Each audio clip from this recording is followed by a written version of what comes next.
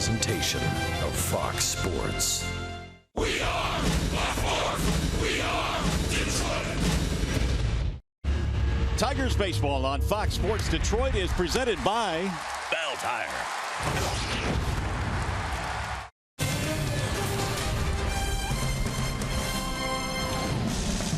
Tonight at Comerica Park, it is a wild card showdown. Two teams that are built to slug, and the Orioles and Tigers have slugged their way into the wild card chase. Coming into play tonight, the Orioles have a slim one-game lead over the Tigers for that second and final wild card position. Welcome to Comerica Park. Game one in this big pregame weekend series featuring the Orioles and the Detroit Tigers. Hi again, everyone, and welcome to Tigers Baseball. Mario and Peva alongside Kurt Gibson. Glad to have you with us here for what's going to be a fun three-game series here over the weekend in Comerica Park. Good to be back home, and good to have a series mean as much as it does, Gibby. It really does. You played 138 games. You come here against a team that's one game ahead of you. It's very exciting. It has a playoff atmosphere. Obviously, you don't want to get swept. That would be very tough to overcome, but if you split and you win 2 out of 3, you even it up, and you go to your next series. But it's an exciting atmosphere so far. All right, let's talk about these two teams because they are very similar. Both of these teams will hit a lot of home runs, but when you look at the numbers up and down, they are very similar. They really are. They're built the same way offensively. People look at it. You look at the average. Tigers a little better there. Home runs. The Orioles way better than the Tigers, but the Tigers hit more base hits. Their OPS is much higher. The team ERA, the Tigers are better, but they've thrown more innings out of their bullpen. You get into the fielding percentage, basically the same team. As we talked about, the closers are another big, huge issue there. You got K-Rod against Zach Britton, who's having an MVP season. K-Rod's 39 out of 43. Zach Britton is 40 out of 40. Talking about the playoff feel, it's a little different for all the players. They're a little more excited tonight. The managers are well. A couple things to look at. The starting rotations. Everybody's had time to set it up. You got Fulmer against Gossman, 2 youngsters tonight. Zimmerman comes off the DL tomorrow against Ubaldo Jimenez. And then JV versus Tillman. JV's pitched well against everybody. Tillman, he's pitched well against the Tigers. But another feature of this series is going to be Brad versus Buck. Because Brad Ausmus, this is a kind of an interesting season. Buck Showalter's got a lot of experience. He's got 2,700 games. Brad's got 462. But they virtually have the same winning percentage. So we'll keep an eye on that. It'll be a lot of moves in this series, and it will be exciting and intense. All right, buckle up. The first of 3 coming your way after a short break. We'll send you back to the Coliseum Studios. Check in with Johnny Kane. On the mound tonight, will he be the Rookie of the Year this year? Michael Fulmer and that blazing fastball coming up. Tigers and O's, game 1 on the way.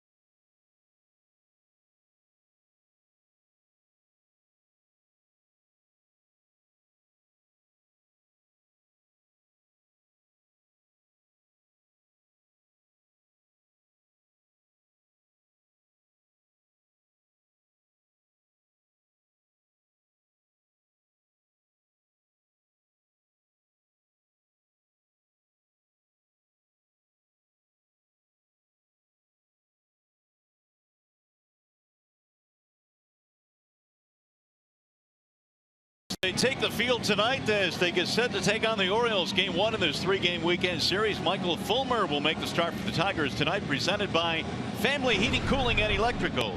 And Michael, in his 23rd start, 0-3 in his last 3. Has the good fastball, ranks way up there over 94 miles an hour. Slider, 88 miles an hour, and the change is the big pitch for him, and hopefully he's got a good one tonight. Here is the starting lineup that Fulmer will face tonight, presented by the Metro Detroit Chevy Dealers. It'll be Jones, Scope, and Machado in the top 3 spots. Chris Davis is playing first base. Mark Trumbo, 41 homers this year. Matt Wieters will catch. You've got Alvarez, Hardy, and Hyun-Soo Kim rounding it out for Buck Showalter and the O's. And we are ready for baseball tonight in what should be a very entertaining 3-game series this weekend. Fulmer goes to work as Jones steps in, and here we go tonight. The first pitch of tonight's ball game to Adam Jones is low and away, 1 ball to no strikes. Yeah, these O's, they'll try to jump you. They like to hit the ball out of the ballpark. So from the first pitch on, Michael Fulmer realizes he's got to make sure he makes a quality pitch. He can't just lay one in there, this Orioles team. That is popped up. First base side, foul ground. McCann appears to have room, and he does. Nice play by James right in front of the railing of the dugout. Yeah, this was not an easy play right here. It looked like it was out over the top of the dugout, and it always comes back. It always has that spin. James is trying to find where he's at over there, right in the webbing. You don't see too many balls caught there. Can you have a snow cone in a catcher's glove? Absolutely. Almost had one there. That was a mini. There's a kitty cone. Grape flavor too. Here's Jonathan Scope, batting .276. Scope with 21 home runs this year. And up and down the lineup for the Orioles, they will hit, as Gibby said, a ton of home runs. They have a total of 219 this year. So, now there is some good pitching in this series, but I'm here to tell you there's probably going to be a few home runs as well. Yeah, obviously you don't want to walk anybody. You want to make them solos if you can. Swing and a miss. Or throw good sliders like that. That's one way of counteracting the exceptional power of the Orioles. No balls and 2 strikes on Jonathan Scope. His 21 home runs this year, a career high, and he slices one foul back out of play. These 2 teams met early in the season. That was at Oriole Park at Camden Yards, and the Tigers lost the first 3 games in that series before they won the final game of the 4-game set in dramatic comeback fashion. And the 0-2 is chopped on the ground to short. Here comes Iglesias on the run. Scope is out, 2 gone. Let's take a look at the Tigers starting defense presented by Beaumont Health. Out there in left field, Jay Up, a fixture again. Cam Maben in center and J.D. Martinez in right. Eric Ibar at third base tonight with Iglesias and Kinsler up the middle. Miggy over there at first. James McCann behind the dish today. Michael Fulmer fielding his position up there in the little white rubber, 60 feet 6 inches away. Now Manny Machado, who is having a huge year, 90 RBIs, hitting .307. And Machado has rounded into one of the top players in the game over the past couple of years. And look at a ball inside. Machado this year has had to play short and third. The injury early to J.J. Hardy. He is back in their lineup these days. That's in there. A strike called, 1-1. Michael Fulmer, only 23 years of age, out of Oklahoma City. What a year it's been for him. 2-1 the count. Michael seems to have pretty good movement on that fastball today. Looks like a lot of run going down and in to the right-handed batters. Slider threw a good one to Shoop. And maybe his first change here. Bouncing ball to short. Iglesias backs up half a step. Machado is out. That's going to be a 1-2-3 inning for Michael Fulmer. Nice start to this one for the Tigers. We'll go to the bottom of the first.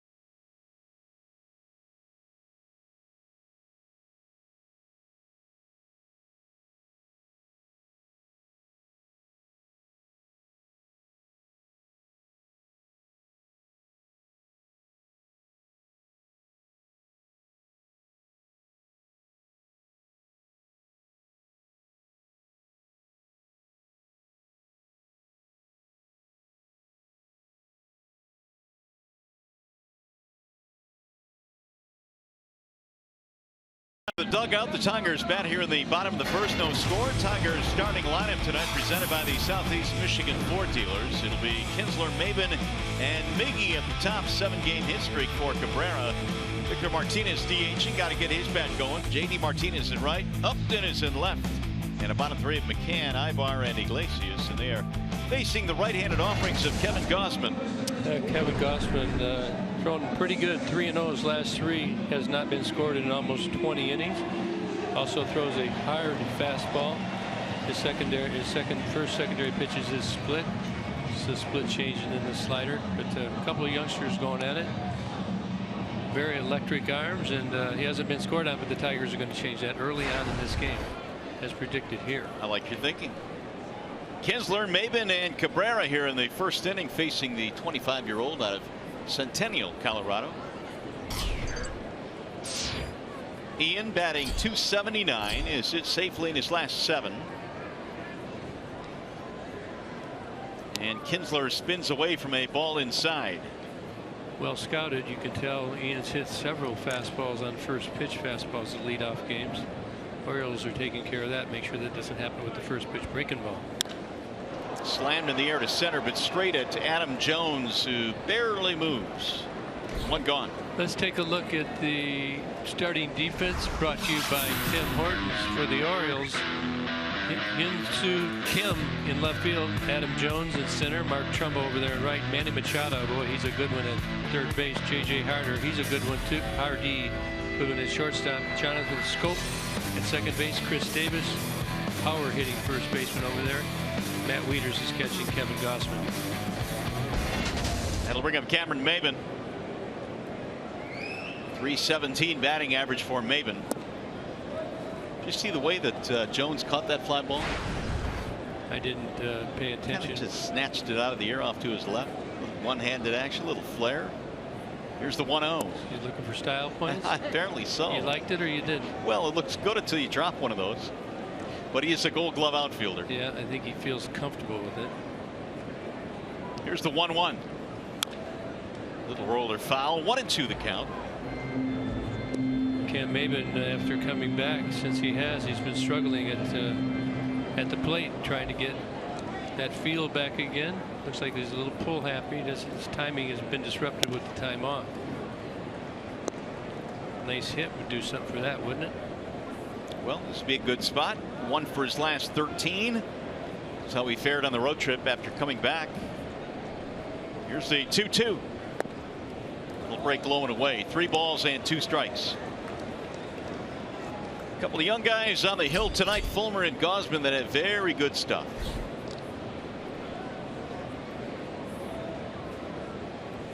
Bouncing ball to short. J.J. Hardy has the hop there. 2 up, 2 down. Here are the field conditions tonight, presented by Ace Hardware and the Scotts Company. It's 80 degrees at game time. Humidity is 63%, and a little bit cloudy and overcast, but no rain in the area. Electric out there. That's the atmosphere. That's the condition. Here's Cabrera now batting .315. No convective activity tonight, right? Not yet. There is some off to the west, though. It'll be here late after, should we get into a really late extra inning game. But we don't care. Cabrera with 31 home runs is on a bit of a hot streak right now. He sits safely in his last 7 consecutive games. 440 clip in September. That's pretty hot. Gausman's 0-1. Stays away. 1 ball, 1 strike. There's the shift. Yeah, the reverse shift. You don't see that too often, where they vacate the first baseman up here to the right side of your screen. That's about as far as he can go and still run to first and beat the runner there. 1 ball, 2 strikes. 83 miles an hour. I think that's the split. Gausman has done his best work this year against lineups that feature some good left-handed batters. Against right-handed batters, his number's not nearly as good, and of course the Tigers are loaded with right-handed bats. Got a little stare down going right here. Gausman's ready to go on the mound. Miggy just needs a little bit of time.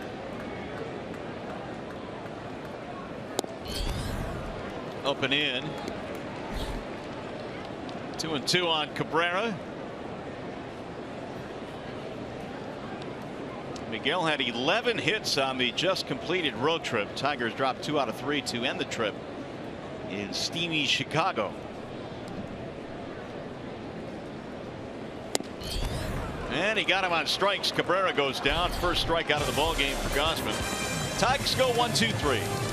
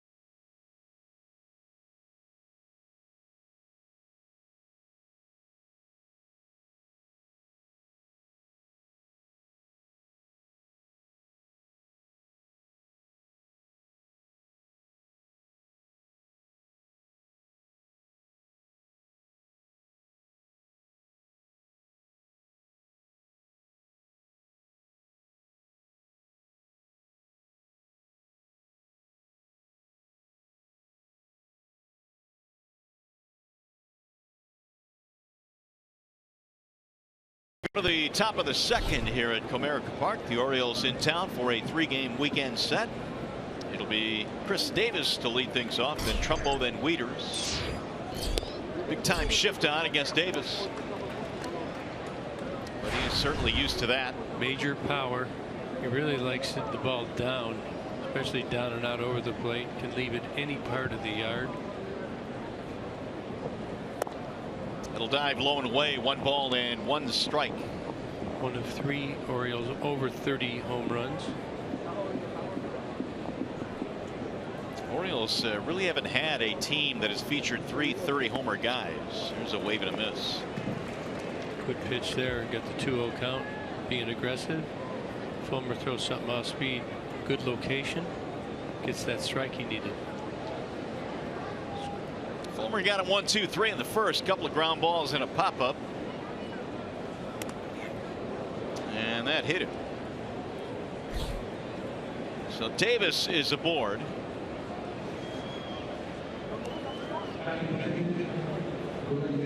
Tigers baseball on Fox Sports Detroit is brought to you by Comerica Bank. Raise your expectations of what a bank can be when it's time. Come to Comerica. And by the all-new 2017 Chrysler Pacifica.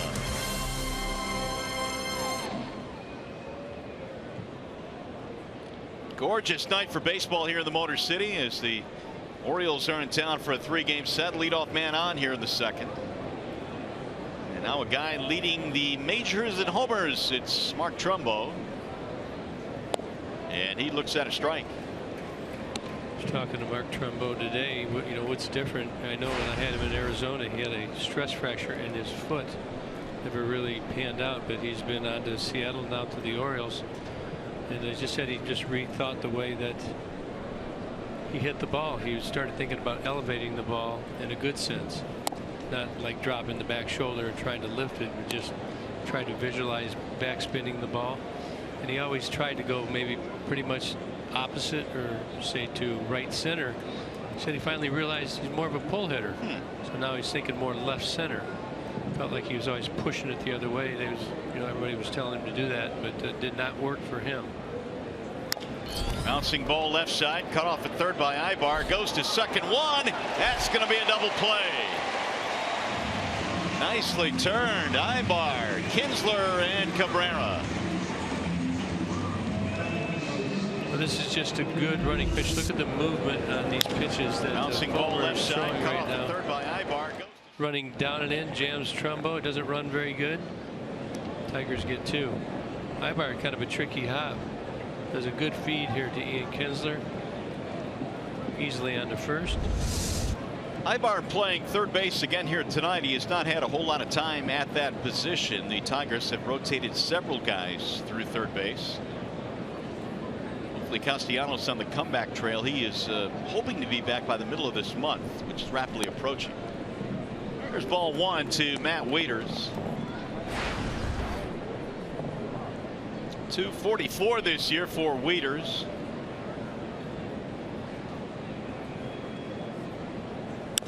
Line right at the third baseman Ibar, who had it played beautifully. Perfect. Inning is over. No runs. A hit batter. Nobody left.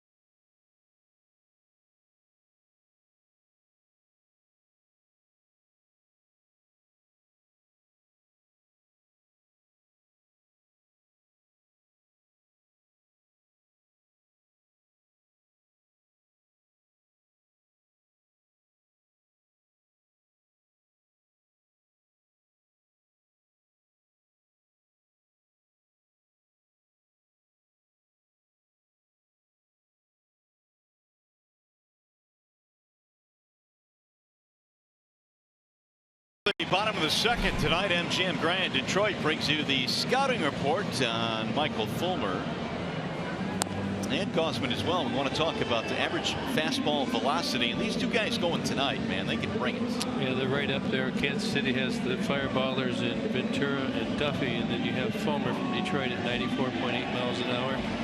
Gausman right behind him at 94.7. You can see a lot of life on the pitch. These aren't straight fastballs, and you can just watch in the first 2 innings. Gausman has some extra finish on that high fastball. Fulmer's ball is really moving. He's got a good sink, good run tonight. Real good young arms. Hard to center those pitches. Look at this shift now against Victor Martinez. Scope, the second baseman, is way back in short right. It's like a relay throw. Pretty much.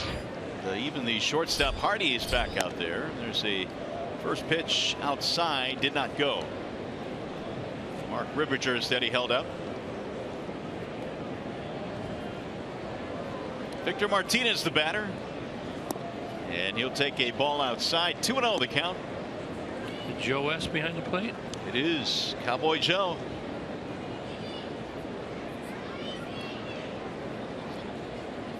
Now the 2-0, swinging a foul back, which is something that always intrigues me, Gibby. When you look at the way they're playing defensively here, they're playing obviously to pull, but 2 of the first 3 pitches were outside, right, throwing him away. Well, if you're a pull hitter, you usually pull. You know, that's what you do. You're a pull hitter, and that's what they're banking on. 2-2. Good changeup right there. It's a split. Victor, it looks like comes in there disguised as a fastball. Up in the count on 2-1. Figured it was, but it disappeared. Full count now, 3-2. JD will be next, and then Justin Upton. The other part about that, if you try and go the other way, okay, it's just hard. You know, I mean, you're a pull hitter. You're used to pulling it. To try and be an opposite hitter, your swing generally does not lend itself to do that. Popped him up. It's on the middle of the diamond. You've got 3 Orioles converging. Tough play right over the mound, and Davis hauls it in. Turned out to be a tricky play. 1 gone. Stay tuned to Tigers Live. Following the game, we select the Fox Sports Detroit Tigers Player of the Game, presented by McDonald's. Stop by for your breakfast favorites, now being served all day. Okay. You go first. I did yesterday. Okay, then I'll go first. I'm going to select. I'll tell you after this pitch. Suspense. JD Martinez, the bat. Line drive to right center, base hit. I'm going with JD Martinez. No, I'm going to go with K-Rod. Oh, I like it. Very nice. Tight game. Going to close it out. JD, he's ready to hit right here. Ball's right down the middle, elevated. Doesn't try and do too much with it. There's the hole. He utilizes it properly. Have a nice little single right there. 1 on, 1 out for Upton. Still waiting on truck selection for player of the game tonight. Upton is batting .241. He's hit safely in his last 4.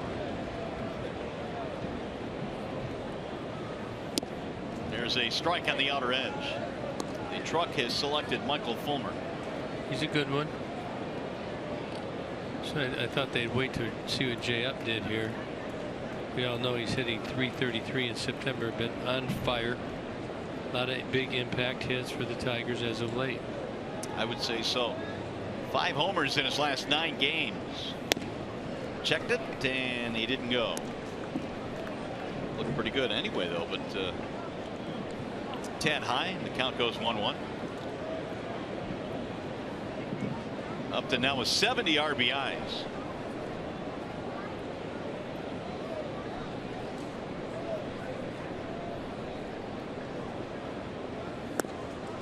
On the outer edge. 1-2 on Jay Up. Yeah, Jay Up didn't like it, but perfect breaking pitch right on the corner. Bossman's throwing quite a few off-speed pitches here early in this game, especially when he's behind or even in the account. Driven in the air to right center field. It's hit deep, but to the wrong part of the ballpark, out to the triangle out there, and run down by Trumbo. Just got underneath it. 2 gone. That'll bring up James McCann. Pretty good road trip for James. He hit .357 hits on the trip. Yeah, he's been coming on, raising that average. Really is having trouble with right-handed pitchers. Has swung much better as of late.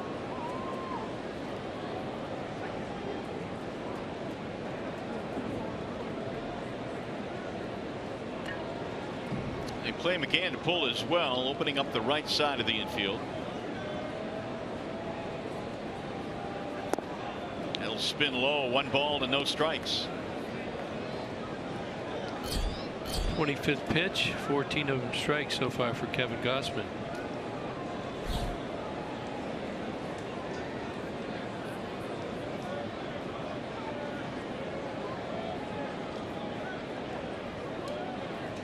Here's the 1-0. Swing and a miss. Here's another one of those off-speed pitches down in the count. Take a look. You get a good look at the grip right there. It's going to come down. Hit the breaking pitch. If you're a hitter, you don't want to adjust to that. You know you're looking fastball, swing like it's a fastball.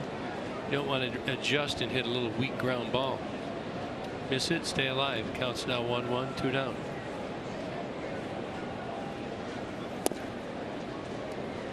That one missing low, and the count now is 2 balls and 1 strike on McCann. Gausman came into this game with a 19 consecutive inning scoreless streak. He kept the Tigers off the board in the first, so it's at 20 2/3 innings now. He's been throwing off speed pitches in these counts. Looks like coming in. And he missed inside, 3-1. We're talking about Gausman and the success he's had in his last 3. There you go. Unscored upon. 19 strikeouts, 4 walks. James going to get a cookie here.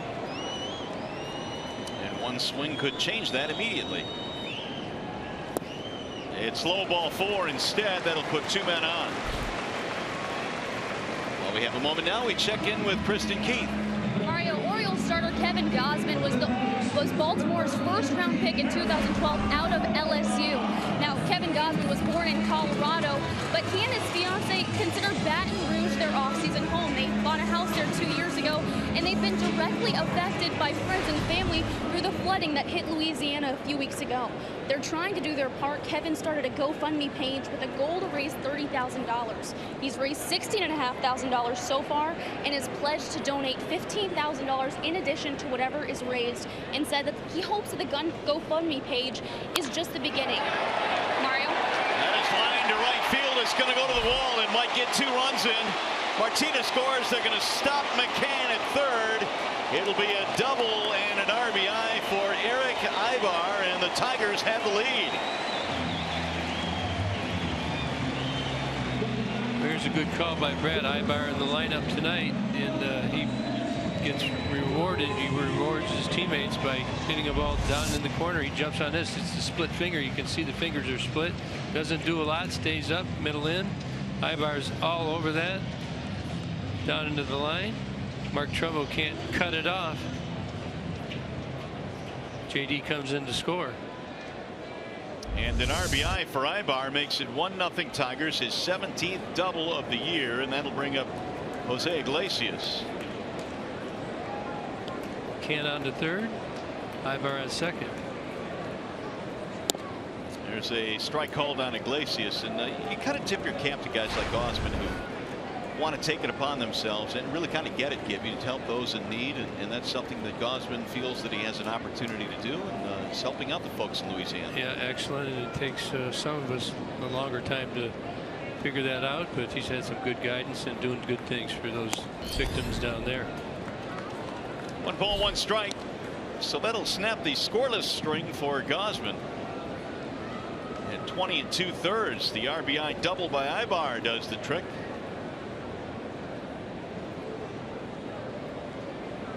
Outfield shallow on Iglesias, and he watches that one into the glove for strike 2. Thought it was a little bit inside, and having a little chat now with Joe West. It was borderline down, borderline in.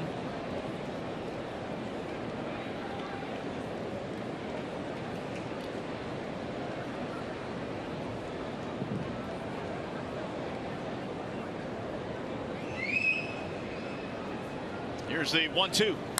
Sliced right to the first baseman, Davis. He went the other way, but hit it right at him. Tigers settle for 1 run. RBI double by Ibar.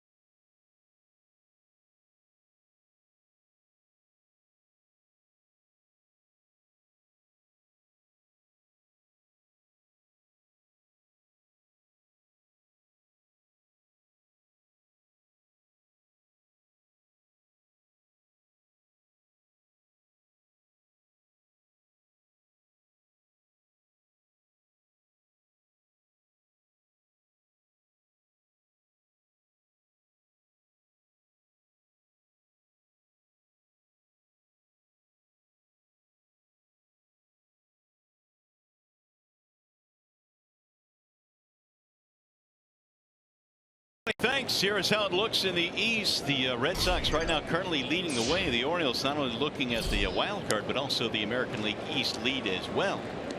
As Pedro Alvarez leads it off here in the third inning. It's a 1-0 game. The Tigers have the lead over the Orioles. Alvarez got a nice little changeup right there, trying to jump Michael Fulmer. Another one right there. He's got a real good changeup tonight early in this game. No balls and 2 strikes. Realizes the Orioles are a very good fastball hitting team, and they're going to feature some off-speed pitches and try and get them off that heater so it's more effective later as he wants to throw it. Tigers shifting here against Alvarez. Here's the 0-2. He'll pop a foul back out of play. Let's go down to the camera well now, field side, where Rod Allen's hanging out. Rod, and you know, Gibby and I were talking about the fact that these are 2 guys here, and Fulmer and Gausman have terrific talents. Oh, no doubt about that, but I love the way that both guys are using their stuff here tonight. And both guys have power fastballs that get up to 96, 97 miles an hour, but both guys have really taken the liberty of throwing some off-speed pitches in fastball counts. Case in point, Gibby, as you pointed out, back-to-back changeups to Alvarez to start out this particular at-bat. Here's the 1-2. Swing and a miss. Down he goes. Slide piece. First strikeout for Fulmer. Very good action on that pitch tonight, and the location starts in the bottom of the zone, out of the zone, and you just can't lay off when you got 2 strikes on you. Rod, it seems that Gausman has had his best success against teams that have left-handed batters that can do some damage. The Tigers obviously are a heavy right-handed team. That would seem to be in their favor tonight. Absolutely, and one of the things that Gausman has done, Mario, lately that has made him so effective against left-handed bats, he has that split changeup, and he throws it a couple of different ways. It's a lot like Jose Valverde when he pitched here for the Tigers. He had that splitter that he had dancing both ways in the strike zone, and that's what Gausman's able to do. He dances it away from the lefties, and he kind of cuts it away from the righties, and it's been an effective pitch for him all year. Little chopper back up the middle. Kinsler is on the run. It flattened down on him. Out at first base is Hardy. You know, talked about Fulmer in the pregame show, and the fact that he didn't want to stay away from his fastball. You have to use the fastball because you go anywhere from 94 up to 97 with this particular pitch, and that's how you want to get ahead of a lot of these Baltimore Orioles hitters. You got to show them that you're not afraid to throw that pitch, but then once you get ahead of them, or if you fall behind them, that's where the change piece comes into play, and he's already showed us today that he's going to use that change piece against some of these lefties and the righties, and when that pitch is not working, he's got that slider. That's an outstanding pitch for him and nearly unhittable at times.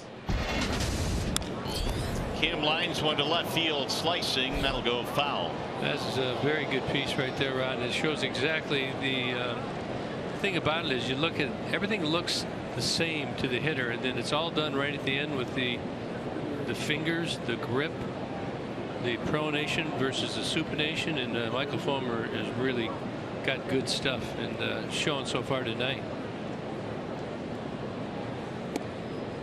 A little bit high to Hyun-Soo Kim batting here in the third inning. Something else that Fulmer does very well, guys, is the fact that you can't tell whether it's a fastball, slider, or a changeup because he doesn't slow his arm speed down like a lot of young pitchers just really developing the changeup. If you remember, in his first 4 games in the movies, he did not use that changeup at all, but in his 5th start, he went up to about 17–18% with that particular pitch, and he's been using it very effectively since then, all because the arm speed is the same on all 3 pitches. Yeah, Rod, in fact, it was that 4th start that came against the Orioles. I think he threw 6 changeups in that game and jumped up to 29 the next game.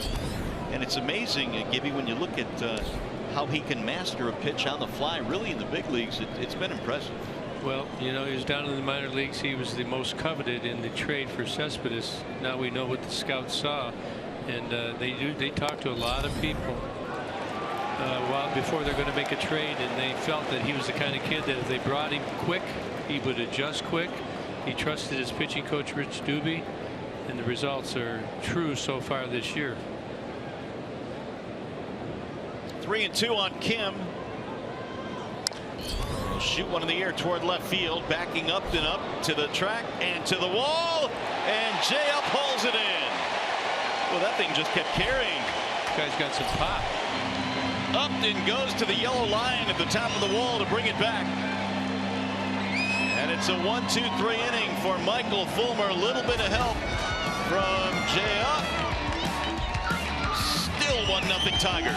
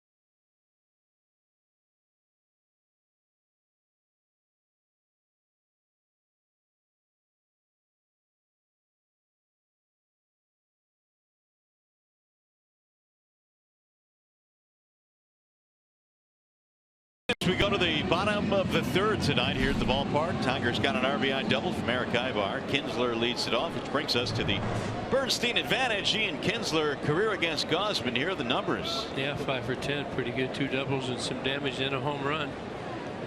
He's one of the few Tigers that do have good numbers against Kevin.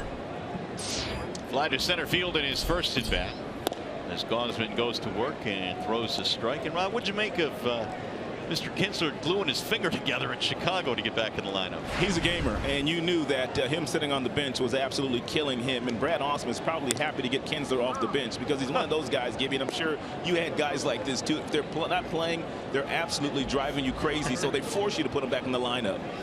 Well, when we went into the locker room that day, Rod, the door was already closed, and I rode in with Brad that day, and the door was closed really quickly. Kinsler was waiting. He had done, I'm not sure if he did the work or got Kevin Rand to do it, but that had to be sore, and he threw the ball good today already, so it looks like he's learning how to deal with that, and it's going to full in play.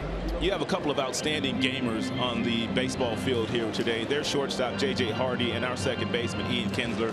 Both guys have been in the big leagues for a decade, and we always talk about the younger shortstops and the second basemen that have come to the movies, but these two guys, their shortstop and our second baseman, and they really take a back seat to nobody.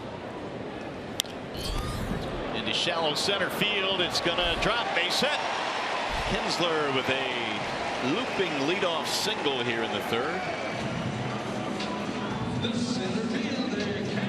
Hey, luxury suite packages for potential postseason games at Comerica Park are on sale now. All packages include a credit to be used toward a 2017 suite package. Call 313-471-2222 for more information. Here's Cameron Maybin now with one out.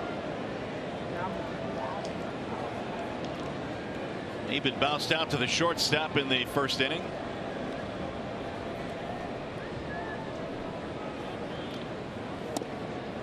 Check swing inside, 1-0. So many times this year after Ian Kinsler has singled successfully, at least earlier this year, Maybin, he would simply try to shoot that hole on the right side of the infield, get a base hit in the right field to see if he can get Kinsler all the way over to third base. Yeah, Rod, it appears that Cam's timing a little bit off and not able to do that right now. Been pulling off the ball a little bit, rolling it over, but he knows what he's got to do. Sometimes easier said than done. I think the reason why he's rolling over, Kurt, is the fact that that thumb is just not quite healthy, and he does not want to get jammed. Therefore, and I've been in that particular situation before, you try to do too much. You try to get out in front because you don't want to get jammed, and you tend to swing at some bad pitches. I'm sure Cam is going through a little bit of that right now. But how about what he just showed? Maybe laying down a bunt or two a little bit more. Great idea. He's up in the count 2-0 here. And he'll take it's outside 3-0.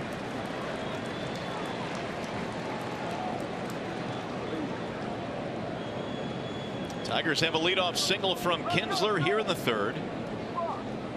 Cabrera waiting on deck.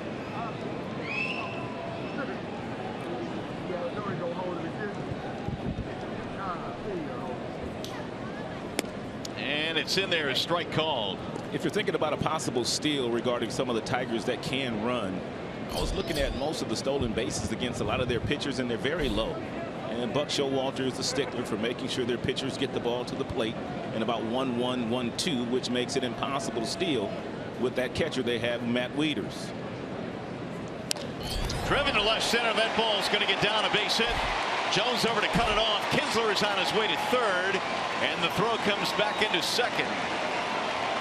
Tigers in business now with nobody out.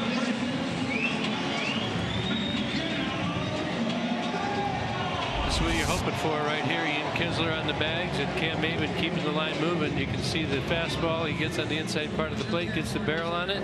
Ian Kinsler never hesitated on the third. Outstanding base running by Ian Kinsler, running right in the face of Adam Jones. He could see that Jones was running aggressively into that left center field gap, which made it very easy for him to get over to third base. Now the Tigers are in business. And you know, the thing about it is, you brought up a great point. When you got a guy that's got a good arm like Jones, but he's just running laterally a little bit away from third base, Kinsler knew if he ran hard and had a good turn, he would make it. Now the Tigers have set up their number 3 hitter, Miguel Cabrera, with nobody out. Checked it, and they will appeal. Did not go. Biggie likes the Orioles. 382, 20 dongs. Look at that OPS, over 1,000. Yeah. Well, he wants to get something up in the air, obviously. Well, Gausman's going to have to throw him a fastball now. He fell behind with the off-speed pitch. He might fall behind with another off-speed pitch. Miggy's got a great arm. Miggy might just get that fastball that he's looking for. Pretty much he's setting in. It's got to be heater. 2-0. Notice that Wieters' step setting up inside on the right-handed hitters has pretty much been a fastball. I don't know if you can, you know, some hitters look, and I don't know if you did that, Rod. You can kind of feel that catcher moving in on you when you figure things out like that. You use it to your advantage.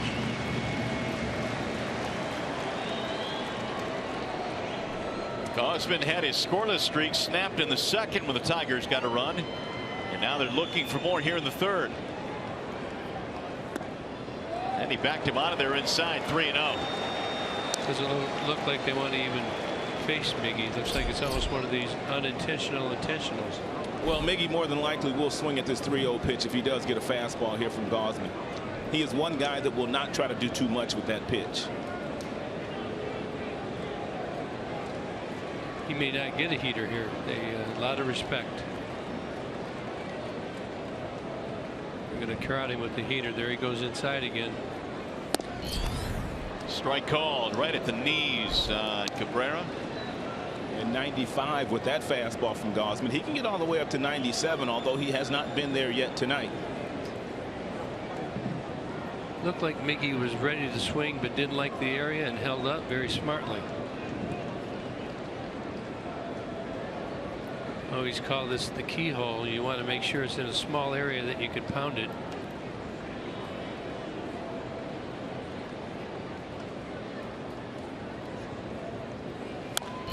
Fouled away. Got another fastball and pounded it back in the seats.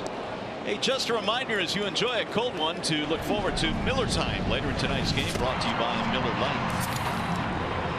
Time Gausman his last two around about a 1.3 seconds. You got Cam Maven over there. I think that he may be on the move. What do you think, Rod? I'd start him. I've got enough trust in Miguel that he's not going to strike out. If he does, you know, hang with him. But I trust Miggy. Cam, just don't slide head first.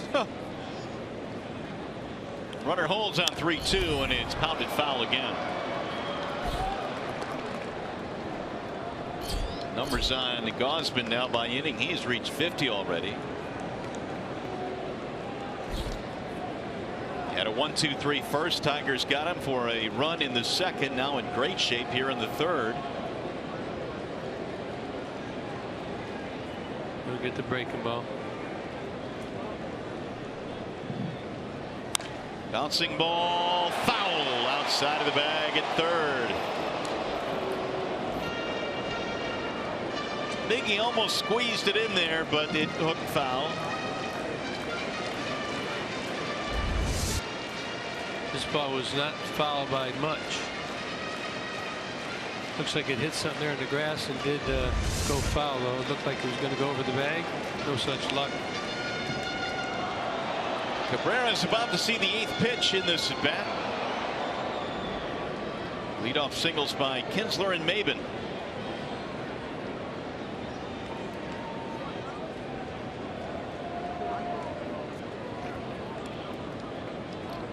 Little gamesmanship going on here. Rod, did you see when Gausman was standing on the rubber earlier in Miggy's first at bat? I did see that. Like game on, huh?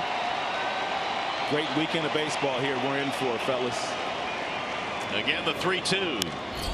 Lifted back out of play, and the battle continues. Second consecutive stressful inning for Gausman early in this game.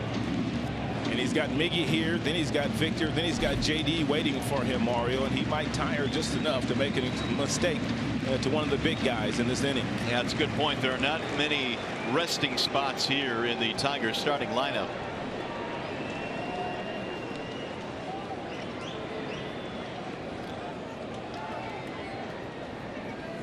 Swing, and Cabrera misses to strike out, and that's a huge out for Gausman.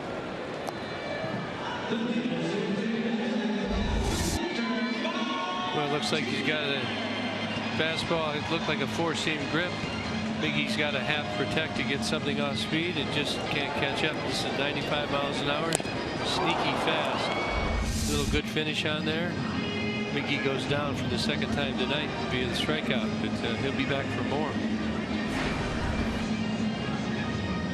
Now the Orioles looking for a double play ball here to get them out of this inning. Yeah, Matt Wieters just went out in front of home plate and went through a series of signs just in case Maben takes off and goes to second base. He wanted to tell his middle infielders and his third baseman what he would do with the baseball, whether throw through, whether to hold it, whether to come up and fake, and maybe come down to third to try to pick Kinsler off. Your middle infielders have to know what you're going to do with the baseball in a stealing situation.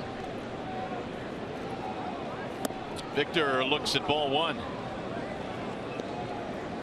Martinez popped up to the first baseman, his first at bat.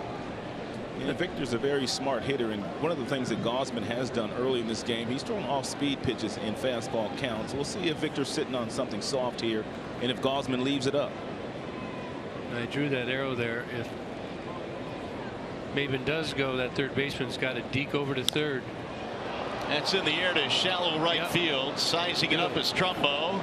Runner will tag. Catch is made. Here comes the throw to the plate. It is in time. He tagged him. Wieters with the sweep tag to win the inning. I tell you, that's where they're blocking the plate. Usually you could have taken him out right there, but the game's changed, and Trumbo gets him. And Trumbo, not known for his arm, but makes a nice throw here and a nice tag by Wieters, who is deking Kinsler as to thinking there was not going to be a play. Gausman pitches out of the jam, gets the double play.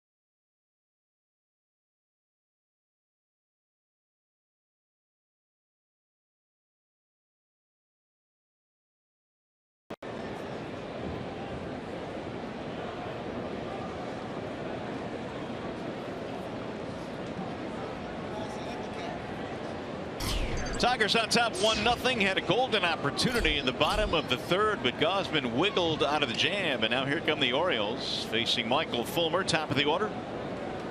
As we go to the fourth inning, and Adam Jones looks at a strike call. Yeah, first time the Tigers went to Baltimore this year, Adam Jones was struggling with the bat, and obviously was batting in the middle of the order. And Buck Showalter took him and put him in that leadoff spot, and Jones has kind of turned his year around.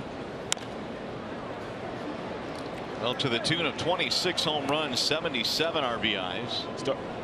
Starting to see more and more managers do this kind of thing. Santana has led off a lot for the Cleveland Indians this year. Joey Bautista leading off for the Toronto Blue Jays a lot this year. So when guys are struggling, managers not afraid to try anything to get them going. The 0-2, swing and a miss. Up, got a tip up, and stays alive. Jones and Scope, the top two hitters, will go after the first pitch quite a bit. In fact, their first pitch swing percentage is among the highest in the major leagues, well above the average. Scope on deck does the same. Very aggressive. 0-2 on Jones.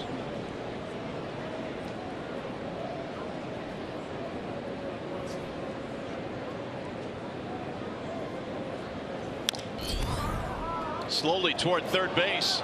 That's going to be an infield hit. And not a whole lot Ibar could do with that. Couldn't roll it out there better than that. Good pitch, tries to pull it. Swing and bunt. First hit of the ball game for the Orioles tonight. That'll bring up Jonathan Scope. It's amazing how quickly the game can change. Tigers have first and second, nobody on, meat of the order coming up. Fortunately did not score, and here Adam Jones lead off, gets a swinging bunt. Now the Tigers are on the defensive. And one of the things that Fulmer has been outstanding at this year is not panicking these particular situations and simply making a quality pitch and getting himself a ground ball, which would help him get a double play and aid him in getting out of this inning. Strike one on Scope, who got that ground ball back in the first. Hit it to the shortstop. Another one would be nice here. Scope has really had a nice year when you consider he had 45 RBIs all of last year, 73 this year.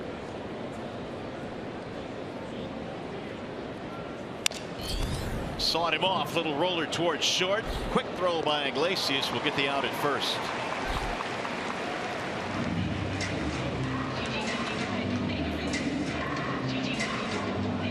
It's a nice play here by Iglesias, knowing that he cannot get the out at second base with Jones running. He comes in do or die fashion. Real nice glove, transfer to the hand, and flips it accurately over to Miguel Cabrera. I love the way that when he fields ground balls, his hand is always in the vicinity of the glove, which takes a little time for him to get the ball to wherever he needs to throw it to. That's what the good ones do. They got that hand right up there, because if it's not there, that takes a lot of time. It wouldn't seem like it, but it makes a difference when the guy's running down the bag at 4 seconds average to get to the base. Fulmer made an outstanding pitch the first time Machado was up. He threw him a 2-1 changeup and got him to roll over on it. Ball one to Manny, who came in enjoying an 8-game hitting streak.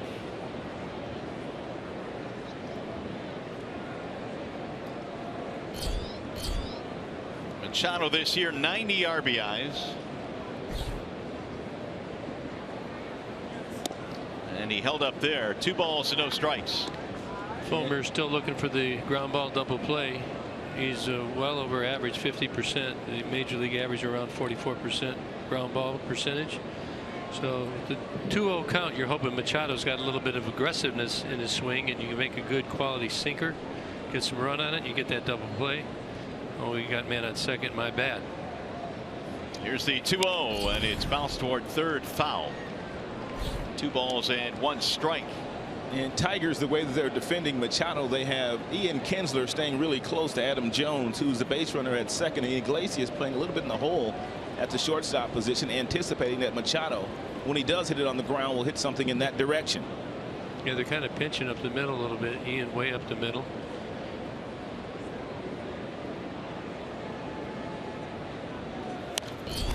Machado pops it foul.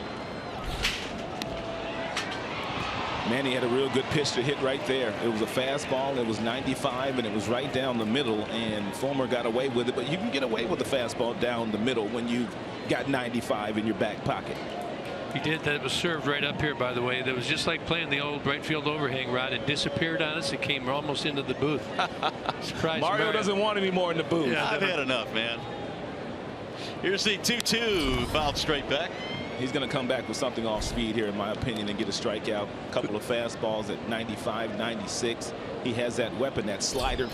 Don't think it'll be a changeup, though. Yeah, I would agree. I think the slider probably away, down and away on the chase.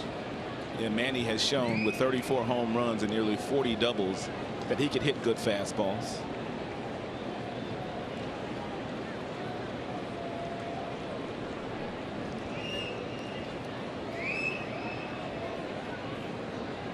Tying run at second. That is Jones. He let it off with an infield hit. Advanced to second on the ground ball by Scope.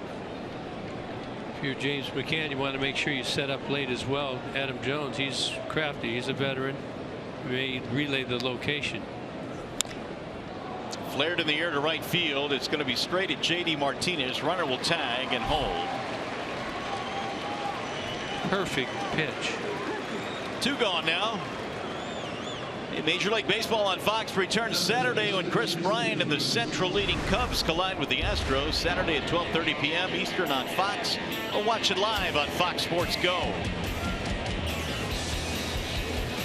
Cubbies having some kind of year, and so is Chris Bryant. Little confab on the mound now. Fulmer and McCann talking about how to pitch to Chris Davis with 2 outs. Who's going to take the Cubs down, do you think, Rod? Anybody? Not during the regular season. I don't know what's going to happen in the postseason, but there's nobody going to take them down in the next 3 weeks. That much is for certain. I know the Dodgers are feeling good because Kershaw is coming back tonight, and they think that's the equalizer should they see the Cubs in the playoffs. And Kershaw is going to have to pitch a little bit better than he has in the postseason, but he could be fresh. He's been down for a couple of months now. Davis rolls it foul, 0-1. No hitter in the major leagues gets shifted on more than Crush Davis. They play him to pull with regularity all the time. Doesn't matter what the situation is.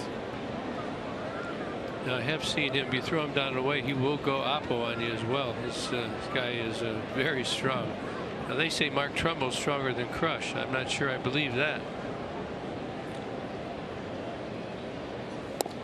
A little bit outside, 1 ball, 1 strike. I don't know if you guys know this, but the Tigers were actually kicking the tires of the representative of Davis in the offseason when it was determined that they might need a little bit more offense. There was 3 names. It was Davis, it was Cespedes, and it was Upton. They landed Upton. Davis chose not to come, or they really didn't get in serious talks, but he was on their radar for sure. Well, Davis signed a 7-year contract with the Orioles on January 21st. This past offseason. I believe his agent is Scott Boras, and Mr. Illich and Boras have had nice conversations over the years, and there's been some good Boras clients that have played here for the Tigers. Pudge Rodriguez, Magglio Ordonez, just to name a couple.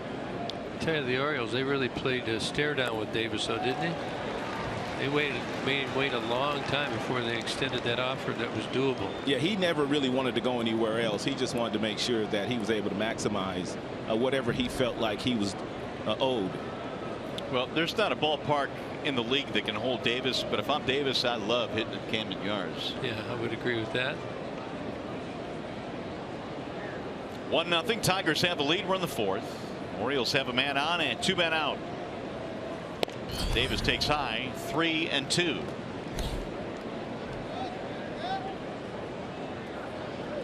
Well, you wonder why they shift Chris Davis. Here you can see right here, you can add those up. 57 plus 9, 66%.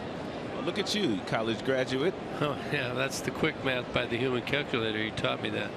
Swing and a miss. Down he goes.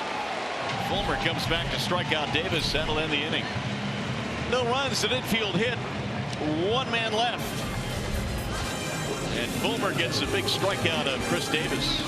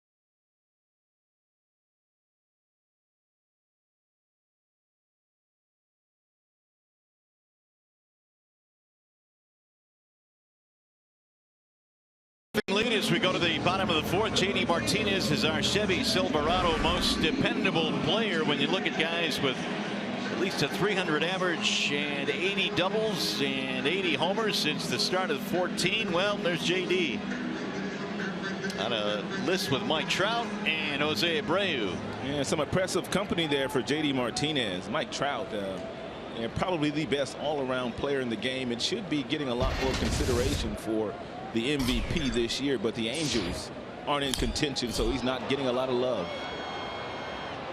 Martinez, Upton, McCann here in the fourth. It's like JD's trying to drive that ball the opposite way here today, especially on those mid-90s fastballs. His first time up, he got a first pitch fastball and hit an absolute seed through the right side of the infield. Rod joining us from the dugout here this evening. The Tigers and Orioles in a 1-0 game. Swing and a miss. Ooh, it's nasty. Pretty good right there.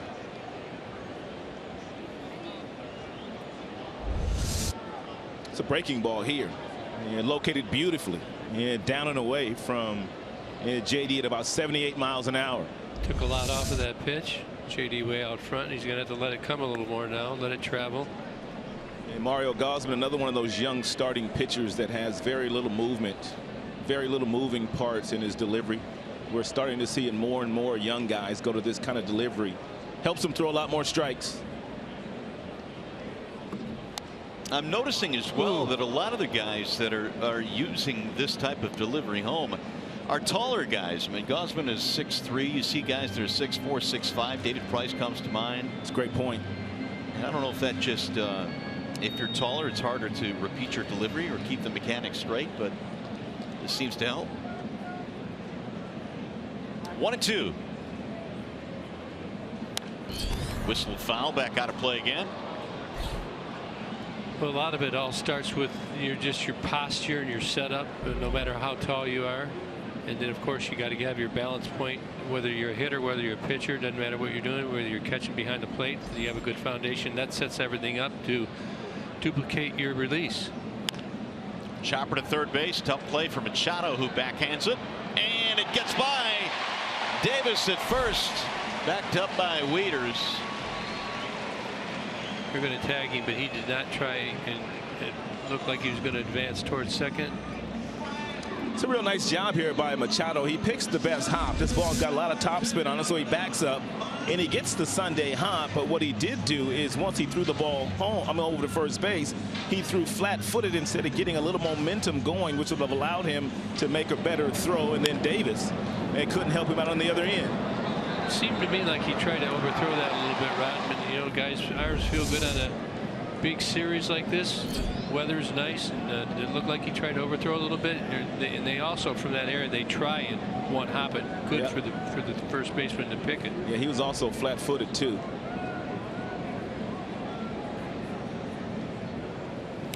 Justin Upton, a big swing and a miss.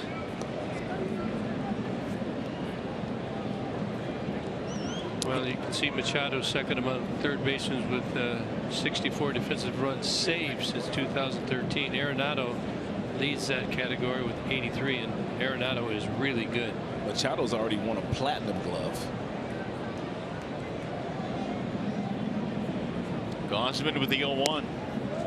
We don't talk about Arenado much. We don't see him because he plays over the National League, but those that see him play every day tell us he is as good as he gets there. Top 5 player in the game, they say, Mario. Yeah. Meanwhile, 1-1 on Upton. Leadoff single by Martinez. They ruled it a base hit. Swing and a miss. 1-2. They're trying to throw Jay up. Hit the target right there at the top of the zone.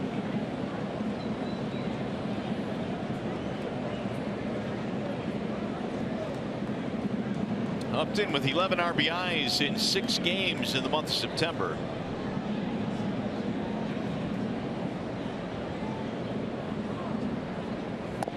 Backed him out of there. 2 balls and 2 strikes. I was just going to say, I hope they throw him something off speed, because Jay Up has been way better on the off speed as this season has went on, and his timing is very good for it. Of course, he's a veteran guy, and when you get down the road like that, you're just better at it. If somebody hangs one to you, you make him pay, and Jay Up has done that recently.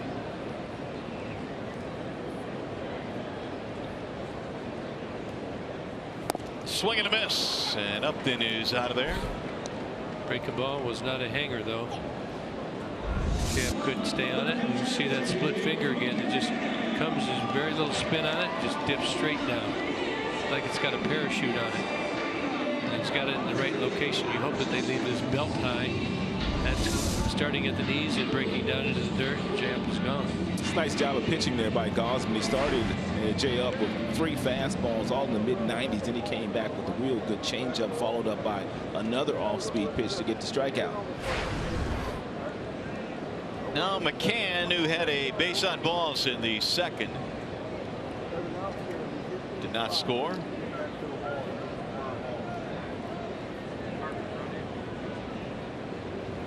Swing and a miss, 0-1.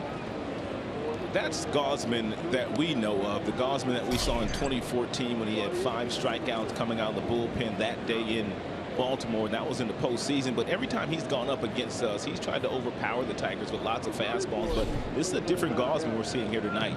Lots of off-speed pitches. Gausman began the year on the disabled list with a shoulder strain.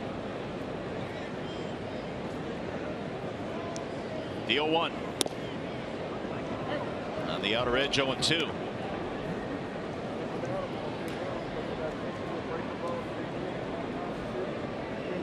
He made a start against the Tigers back in May in that 4-game series at Camden Yards. Tigers got him for 10 hits in 5 innings in that game.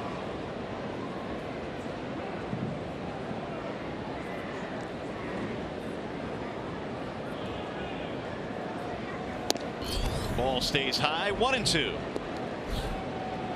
You can see Gausman, he's throwing the fastball anywhere from about 91 miles an hour up to 96. I don't know, we have not seen 97 yet, but it doesn't matter. He's still sneaky at 91 as well. Kind of a tall guy, he's got a long lever. You think when a pitcher steps down that mound how much closer he is than the 60 feet 6 inches when he releases the pitch. Hooked to third base on the backhand. Machado to second one and dropped there by Schoop, but they'll record the out. 2 gone. Fielder's choice allows McCann to reach.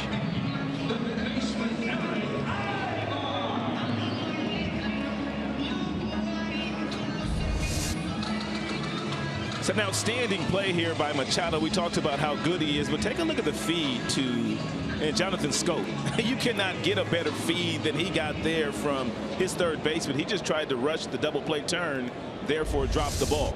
But what a feed there by Machado. Yeah, I tell you what, I'd like to see that in slow motion. That ball didn't hit that leather very long. It wasn't in there very long.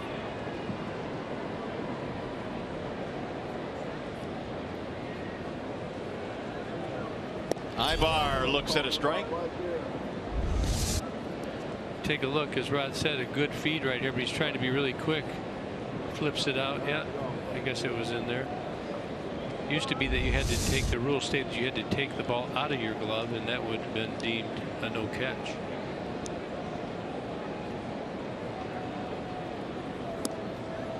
So the Orioles in this inning a little sloppy defensively. You had the Machado throw and you had the ball drop there, but these are 2 teams that have played the best defense in the American League, the fewest errors, both of these clubs. I don't know why Schoop was rushing so much there, especially with McCann running down the line. He's not the fleetest of foot, although he's not that slow.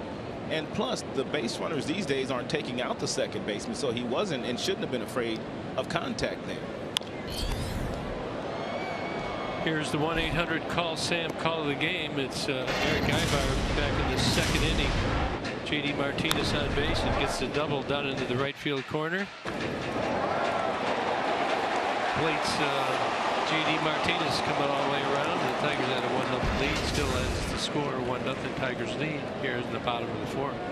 So Brad makes the call to put Ibar in at third base tonight, and he pays dividends and trying to do a little more damage here. Hooked foul down the first base line. Yeah, don't know exactly what Brad was thinking, but obviously when you have a pitcher on the mound like Kevin Gausman, who has been as hot as he's been his last 3, he hadn't given up a run in 19 innings. You put a couple of the table setters in there, some guys that can bunt, some guys that can hit and run, just in case you need to use that weapon. Ibar only 1 for 6 coming into the game, so Sometimes you do it by feel. I know when you're a manager and you do something like that and it works out, it makes you feel good. On the ground at first, and right there is Davis. He'll tag the bag for the out. Inning is over. No runs ahead, 1 man left. Ryan, good talking to you, buddy. We'll see you soon. All right, man. Take care. Thanks for having me. You bet. Thanks, Ryan.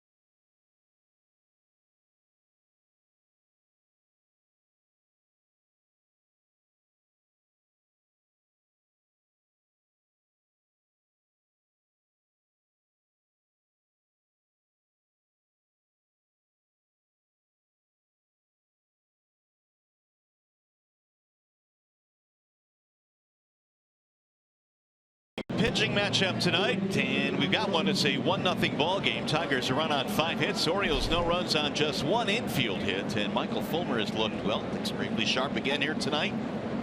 He will face Mark Trumbo to get it started here in the 5th inning. Yeah, exceptional movement on Michael Fulmer's pitches tonight. All of them. Changeup is down. It's got some arm side fade. 2-seamer looks good. Slider, he's put a couple guys away with that. So on target here and pitch count pretty good shape. Through 4. Swing and a miss. 0-1 on Trumbo. And it looks like a lot of times guys like to come out and establish their fastball early in the game, and they came out this game. They're throwing all of the pitches, just throwing changeups, sliders, and the fastball. Well, the scouting report on Trumbo says to stay away. He bats just 138 on pitches that are outside, and Fulmer in his first 2 has stayed away from Trumbo. Massive power, 41 home runs this year. Stays away again, but he just missed outside. 2-1. When Joe West got a tight zone tonight.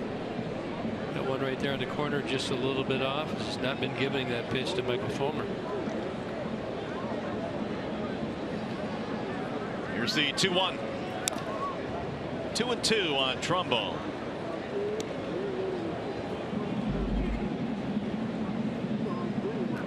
Trumbo a couple of years ago with the Angels knocked in 100 runs. He will probably do that again this year. Is at 98 with about 3 weeks to go here. Here's the 2-2 off the end of the bat. Slowly towards second. A lot of time for Ian, who throws him out. 1 gone. We check in now with Kristen Keith. Mario, the Tigers are hoping that home field advantage plays a role in this series, and that's because the Orioles are one of their biggest competitors when it comes to the AL wildcard race. Take a look at the standings. Right now, Baltimore currently sits in that second wildcard spot, just 1 game above Detroit. And while this series is pivotal to those standings, you can see that the O's are still in the thick of things in the AL East. They sit 3rd, but the gap between 1st place Boston and 4th place New York is smaller than the gap between 1st and 2nd in any other division in baseball. Mark Trumbo said that this is the kind of baseball you want to be a part of. He's been on the other side of things and said it's hard to find motivation to play this time of year if your team isn't in the hunt. But Mario, that's certainly not the case for either of these teams here tonight. Yeah, Kristen, you're right. And really, Gibby, this was what I think Bud Selig envisioned when he had a couple of wild card positions added to the playoff situation. Now you've got a lot of extra cities involved in the playoff chase. And yeah, sure, you want to win your division, but you want to get in because wild cards have gone all the way in the past. Well, it's gotten good. It sometimes gets confusing because it's changing all the time. There's tiebreakers that are involved as well. And yeah, last year like half the teams down to the last couple of weeks were still had a chance of doing it. So it was designed well. It is good. It keeps excitement going on in the ballparks. And several wild card teams have won world championships. So it's not like it's all for naught. Matt Wieters looks at a strike call. 3-1. Well, the Orioles have been maligned because of their pitching. Everyone seems to ask, how are the Orioles in this thing with their starting rotation? Chris Tillman will return from the disabled list to pitch on Sunday, but this is a team that can mash and score a lot of runs. And they have a really good manager. That ball is hammered to deep center field. Maybin is on the run. He'll get there. You talk about the Orioles in their pitching, their starting pitching, how they got through. I was talking to Buck Showalter before the game today. He said they make sure they have 1 or 2 long relievers at all times that is available that day. So they've got a starter, they get somebody to start the game, they get him out of there early if he's not set up to go long innings. And he's got these guys, they targeted 6 guys coming out of spring training because he knows the value of saving the bullpen. So he's thinking, I got a long guy, so I use him 3 or 4 innings today. Now who do I have for tomorrow? So they shuttle him in and out. Of course, he's a master of it. He's got a lot of experience, and that's one of the ways the Orioles have survived so far with the starting pitching and the injuries that they've had. Alvarez, the batter, with 2 outs. And it seems that would be a little bit easier when you consider the call-ups here and the extended bullpens and benches here in the month of September. He doesn't like it. He thinks that no matter how many you call up, you should have to set 25-man roster. Agreed. For a series, not just for a game, for a series. Yeah, Jim Leland's been talking about that for years. Strike in the outer edge, 1-2. Showalter is a much decorated manager. He's been around a long time. He's had some really good teams. Of course, his 2014 team eliminated the Tigers in the ALDS. Good guy to talk to. He's got a lot of opinions. He's got a lot of experience and wisdom to pass on. Very humorous at times, although we know Buck is a very structured, serious manager. But of course, he's evolved over the years and has some fun with the guys as well. 3-time manager of the year. That ball hit well to right center field. Way back. That ball is going to go to the wall. On his way to second base with a double is Alvarez to the wall in right center field. He picked the wrong part of the ballpark. He was well out in front, and this must have been an off-speed pitch. Alvarez out in front, kept his hands back. He's very strong. 19th double of the season. You can see it's the changeup. He turns it over. It probably stays up higher than he wants, but he's out in front. And there's no shot. Just fortunate this ball stayed in the ballpark. As Mario said, very deep out there. So again, the Orioles get the tying run to second, this time with 2 outs. It'll be J.J. Hardy.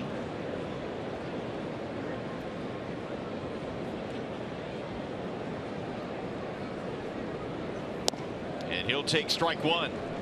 Again, talking to Buck, he loves this guy right here. He's a different type of player.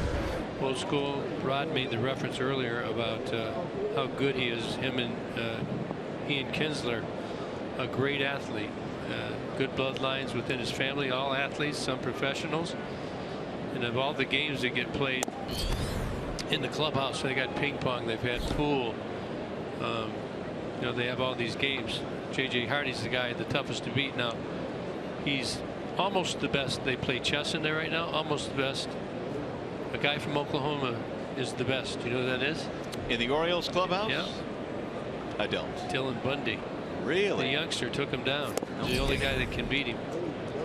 Well, to me, it's interesting because obviously a lot of great young shortstops in the game right now. This is what Rod touched on. But Hardy has just been so consistent over the years. He's won 3 Gold Gloves.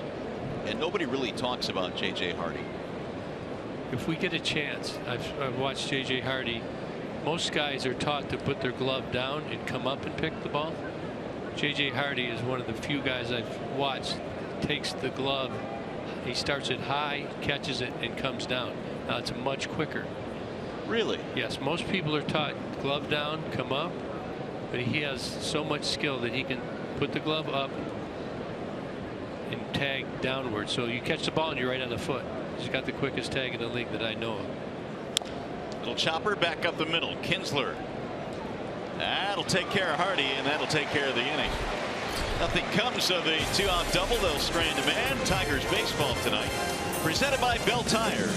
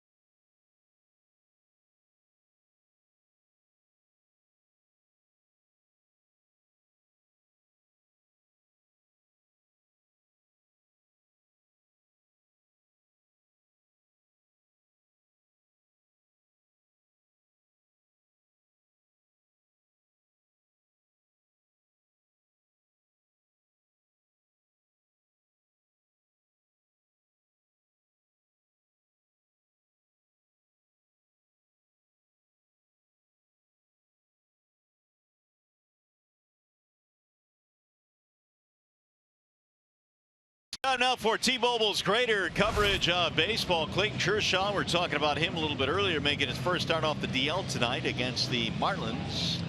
And Steven Strasburg is shut down. First start back from the DL. I was watching that game the other night. That's not a good sign. Tim Tebow signed to a minor league contract. Will start his career in the Florida State League. That's Class A. I've heard some criticism of him doing that. What does anybody have to lose by that? Is that Iggy got drilled. Leadoff man on here in the 5th inning. I think the thing is we look again here at Iglesias getting hit right in the elbow. I think the major criticism, Kirk, is that he's taken the spot of someone that has probably been in the game longer than him and is battling for a job in professional baseball and hopefully getting to the big league. Well, we know it's tough. I mean, he's in for a different type of mental adjustment and challenge, but he's worked hard to convince the Mets that he deserves a chance. I mean, I would say it's highly unlikely. He's going to have a lot of determination, be willing to play down there for a while, but hey, he's a good athlete. He's had some success in the other sport. He's earned the opportunity. He's convinced the Mets, and we'll see. We'll follow this one, huh? Hitting in the cage is a whole lot different than facing live pitching. No doubt. I mean, this is really going to be tough for him. Yeah, we'll see. 0-1 on Kinsler. Jammed in that time, but he fouled it off. 0-2. I was talking to Iggy in the clubhouse today. He says he wants to steal some more. He's going to have to get off the bag a little further than that.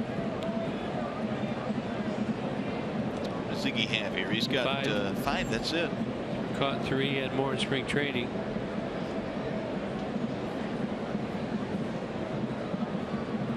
But you got to have about another 2 or 3 feet, I would say. Gosman's been a 1-3 at the slowest.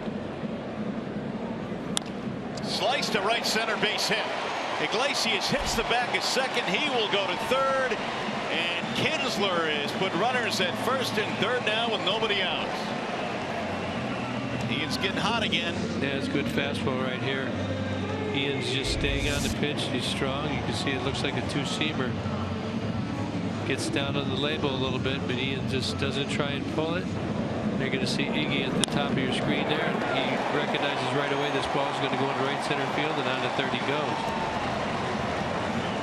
You know, Kinsler came into the game 5 for 9 off of Gausman. She got 2 hits tonight. Now, you wouldn't say 2 of them are bullets, would you?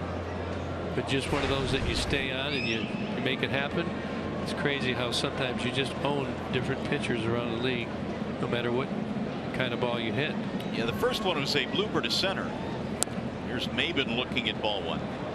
Well, the last time the Tigers were in this situation, first and third, nobody out, they failed to score, so they've got another golden opportunity here. Don't you think Miggy's sitting there getting ready on that on-deck circle, wanting a little redo than the last time? Yeah, he struck out with runners at first and third in the third. Gausman will throw back to first. Fulmer on the other end for the Tigers has allowed just 2 hits. Gausman now has reached 80. The pitch count. 50 strikes. Maben single ground out in this game.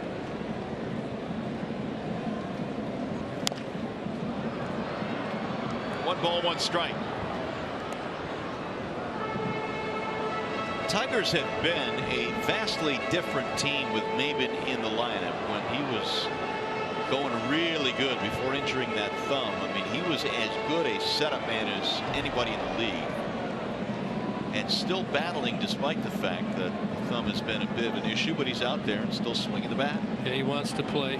He's come this far. He's not going to give in to that right now. He knows it's not ideal, but it's part of what you got to deal with. I don't know. Bluff to first, go to third, and he just got back in there. Well, I haven't seen that move. Yeah, he stepped off before he threw to first. That's why he could do that over to third. They're going to look to see if they want a replay, but we're going to show you a replay. He steps off the back of the mound first, which allows him to fake it to first. Really a good job by Iglesias. Did he get in? Pretty close play. Mark Ripperger was right on it. They're going to wave it off. I talked to Buck about the replay too. He's pretty animated.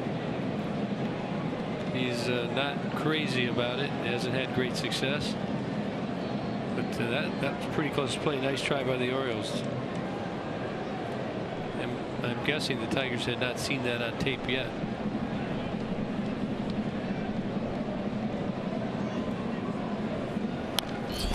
Foul back out of play. Well, I haven't seen this done. Yeah, I'm not sure why. Did he step off? You're gonna have to look at this in slow motion. You have to step off.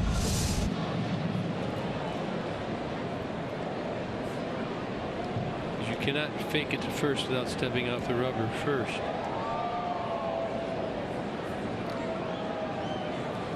Runner goes, swing and a miss.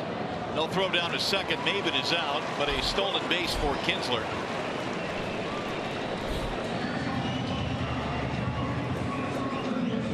Four strikeouts now for Gausman, second and third. Here's that do-over now for Miggy.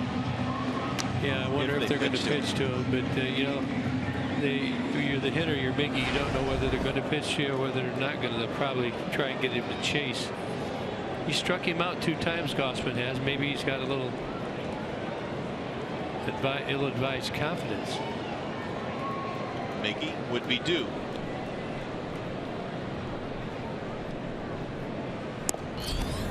Missed the outside corner barely. 1 ball and no strikes on Cabrera.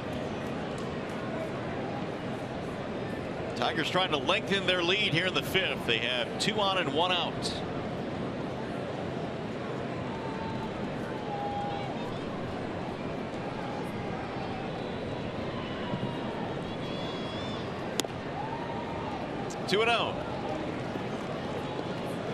Tigers need to find a way to get a run in right here. This golden opportunity.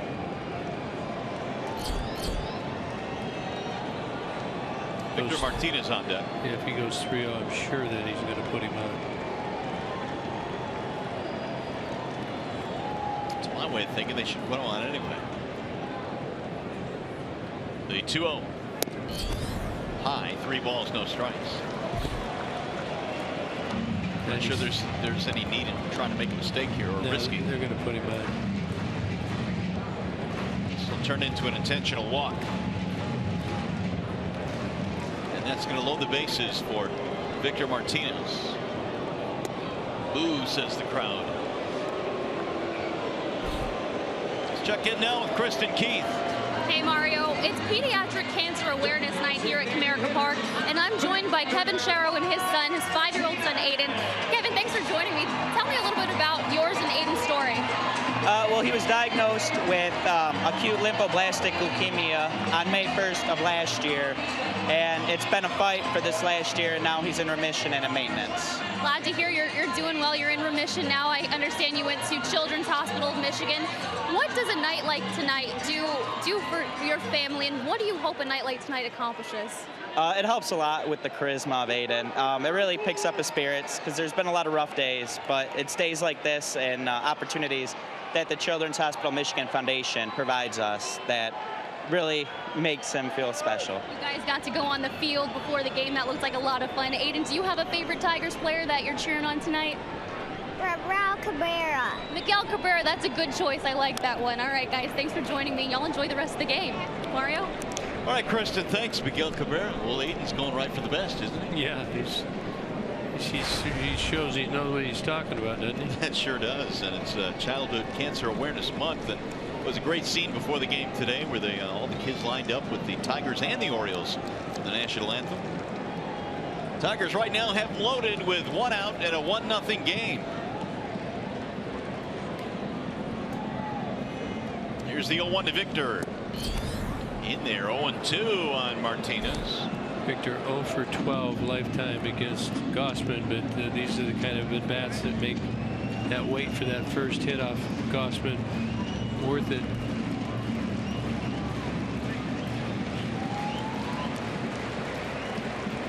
It was Martinez that hit that fly ball to shallow right that turned into a double play in the 3rd when the Tigers had him at the corners. The 0-2 lifted out of play.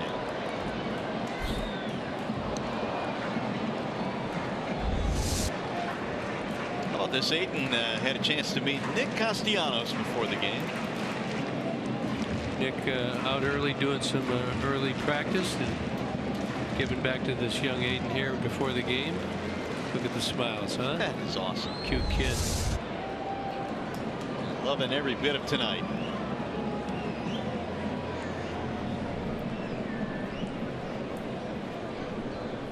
Again, the 0-2. Soft line drive, slicing foul. The reach of Machado. So Gausman, his last 3 pitches, 96, 97, 95.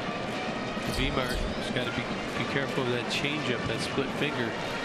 A little tardy on that fastball there, but you want to just keep it in play, keep it alive, and hope that he hangs something off speed here that you could get out into the outfield.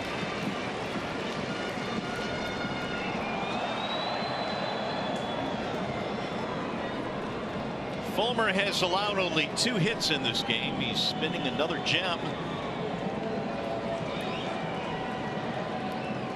And Gausman again with another stressful inning. He's had a few of them.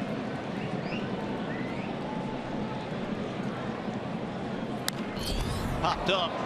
3rd base side. Machado coming over is out of room.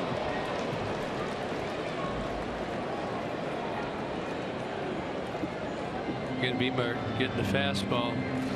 Got jammed again, but you know, you just can't put every ball in play. I've said it many times throughout the year. Don't try and put that ball in play. It's not his strength. He's more of a low ball hitter right now. That ball's at the top of the zone. Got some giddy up on it. Just foul it off. Gausman has been so effective against left-handed batters this year. They're hit just .227 against him.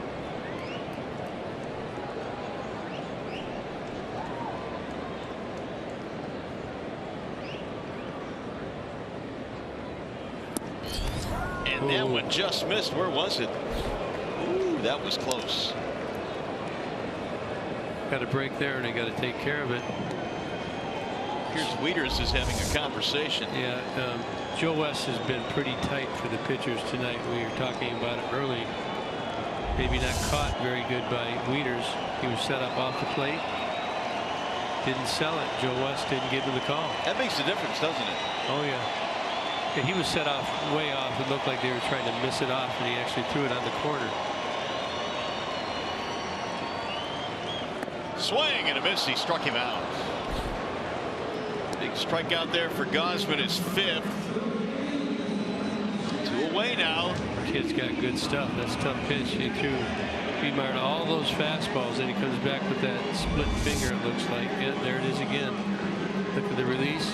See how much far out front he gets it? That ball looks like it's going to be a fastball. That ball looked like the ball he just took that should have been a strike and then disappeared. And leave it up to JD. Well, he's had a couple of hits in the game tonight. Career bases loaded, 300.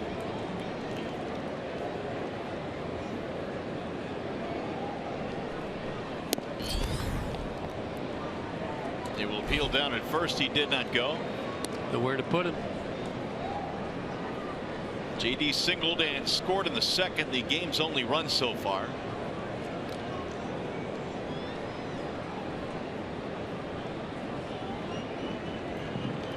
Another lengthy inning here for Gausman. This will be his 21st pitch of this inning. Swing and a miss. A big rip there from JD. 1 ball, 1 strike. And 95 miles an hour. Some giddy up. Like I said, he's sneaky. He must not pick the ball up until late off of Gausman. The thing I want you to take a look at when he comes set with the ball, he does a lot of decoying with his glove. We're going to watch his glove here from behind. When he comes set, you'll see him. He moves the ball around quite a bit. See him moving it? And that probably tells you he used to tip pitches. So he's trying to cover that up. Doesn't want to give the Tigers any advantage. Especially with your veteran guys. Those are things that veteran guys look for. I know late in my career I was pretty good at it. Roger Craig initially taught all of us young Tigers. Made us sit on the bench, 5 of us. Figure out what's he doing, what's he throwing, is he tipping anything? Because he's got good stuff. You need to know what's coming on, what he's going to throw if you can. Did he go? Did not. Now it's 3-1. Pretty sure he'll get a heater here. Oh, Buck didn't like it. Chirping at Andy Fletcher. So JD digging in now. The bases loaded. Here comes the crowd as well.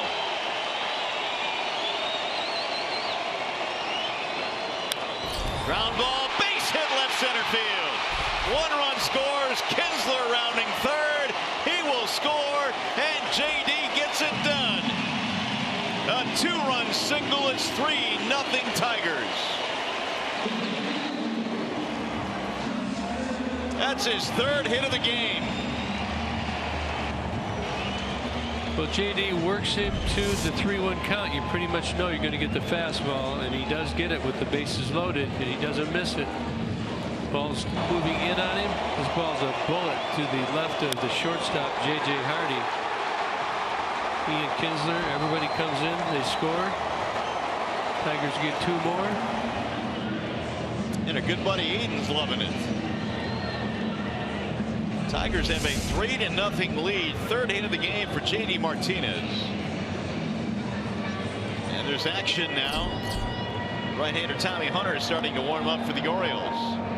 Just look at here, if you're sitting high one of these days, just watch the bases. It's a 3-1 count. You're going to see the bases loaded, everybody making their turn, how they set themselves up. Love this shot. You see Kinsler's a good turn at 3rd. Miggy, pretty good turn there at 2nd. Don't stop here, boys. Iglesias got it going by being hit by a pitch, and then Kinsler had a single. JD cashing him in. And J-Up looks at a ball, 1-0. Go for it right here. Boy, you get these runs in right here. Champ, stay hot. See the pitches by inning already to 100 here at the bottom of the 5th for Kevin Gausman.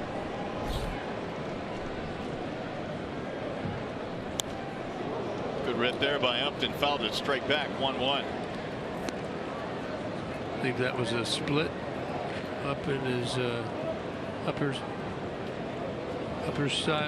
place of the strike zone. Champ got a little big there. Saw it well. 116 is the high water mark for Gausman in the pitch totals. As you look at those pitch totals, he's well over 100 in all of his starts. Most of them. 109, 108, 110, 112, 116. It stays up, and the count goes 2-1 on Upton.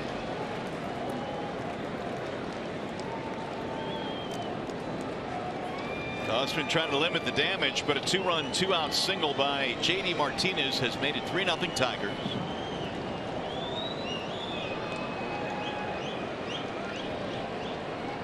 Here's the 2-1. He spins one up there. 2-2 the count on Upton. By Gausman, he's got no problem throwing off-speed pitches when behind in the count.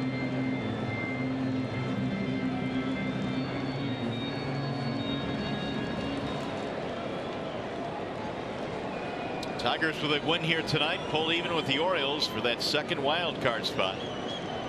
Counting tonight, 23 games to go in the season.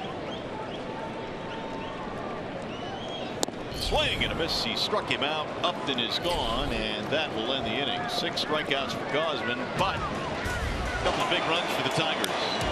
J.D. Martinez singles in 2, and it's 3-0 Detroit.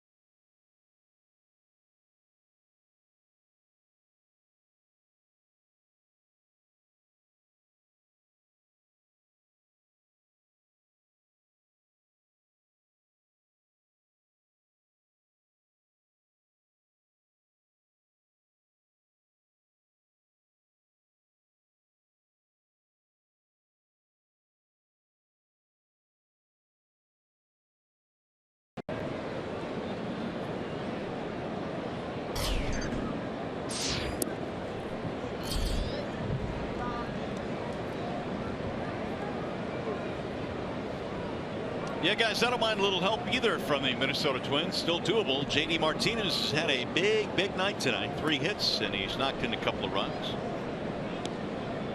Hyun-Soo Kim leading it off. By the way, give you remember my selection for player of the game. You don't gloat early now. There's still a lot of time. I know. The 1-1 bouncing in, and the countdown Kim now.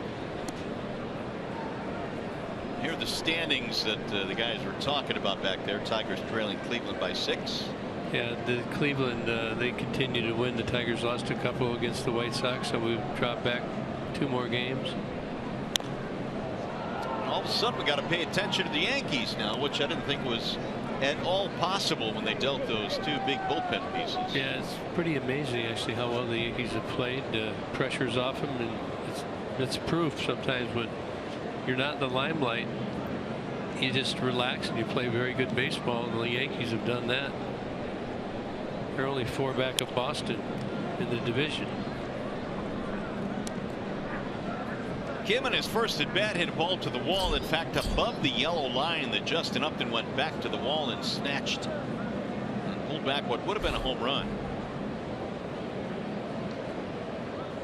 Jones and then Scope will follow here in the 6th inning. Swing and a miss, and down he goes. Let's take a look at Big Boy's big play of the game. Well, Mario was just talking about there on Kim in the 3rd inning. It seems like a harmless fly ball, and it goes deeper and deeper. Of course, we know Jay plays deep. He's done this several times this year. Puts it away. No harm, no foul. Kim must have some serious pop because, as you mentioned, it looked like a harmless fly ball to left. Good backspin on it. Just kept carrying. Here is Adam Jones.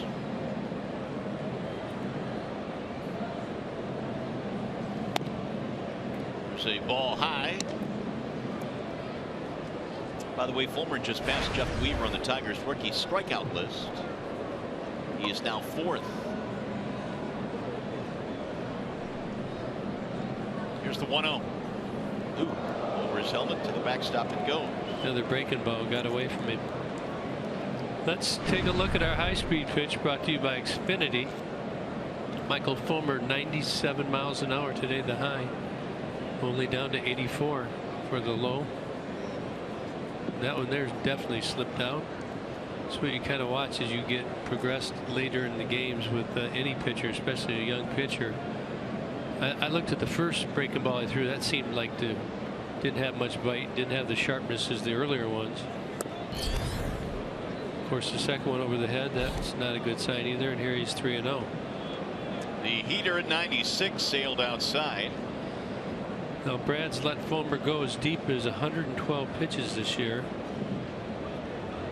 But I know he wants him to go as deep as he can into this game. Anybody would have to feel he's the best choice, wouldn't you? Absolutely, because you know, as we get deeper into the season now, and we mentioned only 22 games remain after tonight, you've got to go with your horses as long as you possibly can.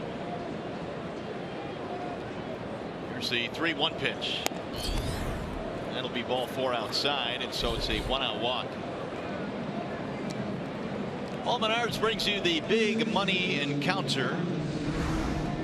Now, Michael Fulmer, I want to compare him to Mark Fidrych. Fidrych was the last rookie to win the American League ERA title. Fulmer has a chance to do that this year. And of course, the Bird that year was Rookie of the Year as well. And so Fulmer has a chance to do that. When you start totaling up some of the numbers, pretty even in a lot of categories. Well, Michael Fulmer's throwing great, and Mark Fidrych was quite the character when he little antics on the mound. He used to talk to the baseball. Of course, we all got to see this in the packed crowds every time. He was very animated, and he did the little garden work right here. But he had a pretty good slider and a pretty good sinker. Love the fans. The fans loved him. Yeah, and he was a great teammate. He was a teammate of his in A-ball, and then again in AAA the next year. He was trying to come back from his injury. Very generous to all of his teammates.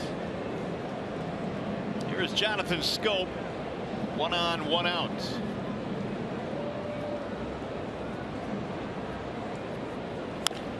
Yank foul right back to the Tiger dugout. This Orioles team has comeback ability. We know that. They hit a ton of home runs, 219, more than anybody in the major leagues. That last walk there was the first walk, the one to Adam Jones of the game for Fulmer. He wasn't very happy with himself, you can tell. Got to bear down and get that double play ball right here. Lifted in the air toward left. That ball is hit well deep and gone. A home run for Jonathan Schoop. It's a 2-run shot beyond the bullpen and left, and as we mentioned, just like that, the Orioles flex their muscles. It's just what they do. Yeah, you make a mistake, they make you pay, and this is hang and break a ball right here. It's up over the zone. He's got full extension right off of the sweet spot of the bat. Look how he gets the breaking ball. Doesn't do much. You can see Scope full extension. Look how extended he is. That's what you want to do as a hitter. That's where all your power is. Yeah, we got a 3-2 game.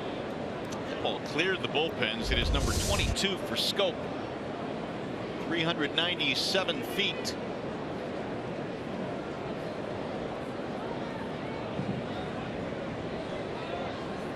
Manny Machado fouls it back out of play. Machado's trying to tie it up there. 220 now for Baltimore. By far the most in Major League Baseball. St. Louis next in line. I think Tigers are about high 180s, 187, 188.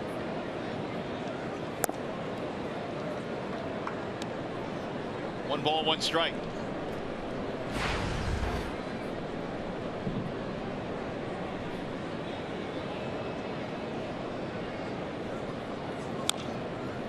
Pulled the third foul. That home run that Fulmer gave up was only the third hit that he's allowed tonight. Yeah, missed his spot that last pitch too. Not quite as sharp as the previous innings, and Tigers had maybe a little extended inning last inning, and that is hard. Makes it hard for a pitcher when you get after the 5th inning. It tightens him up a little bit. He gets stiff. However, he does come back and get Machado. Tigers baseball on Fox Sports Detroit is brought to you by the Sam Bernstein Law Firm, official legal services sponsor of Fox Sports Detroit. Bell Tire, get the lowest tire price, period. Bell Tire. And by Chevrolet, more than you expect for less than you imagine. We just got to meet Mr. Bernstein, didn't we? We did, yeah. He stopped up in the booth. Always good to see him. Very supportive of you all watching the Tiger games. Bernstein advantage, huh? Every single night. Chris Davis, the batter now with 2 outs.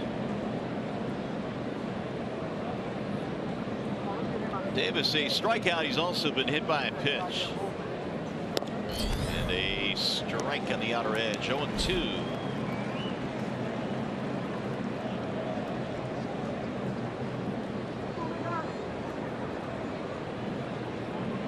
Looks to me like he might have backed off the plate a little bit. Ducks out of the way. That ball up and in. Tigers have been throwing a lot of pitches up and in to him. He is a better low ball hitter. He's got a kind of a good groove swing down there. Down and away. You got to be very careful. On the outer edge, strike 3. Got him looking. Joe West punches him out of there. 4 strikeouts for Fulmer. Scope, though, goes deep.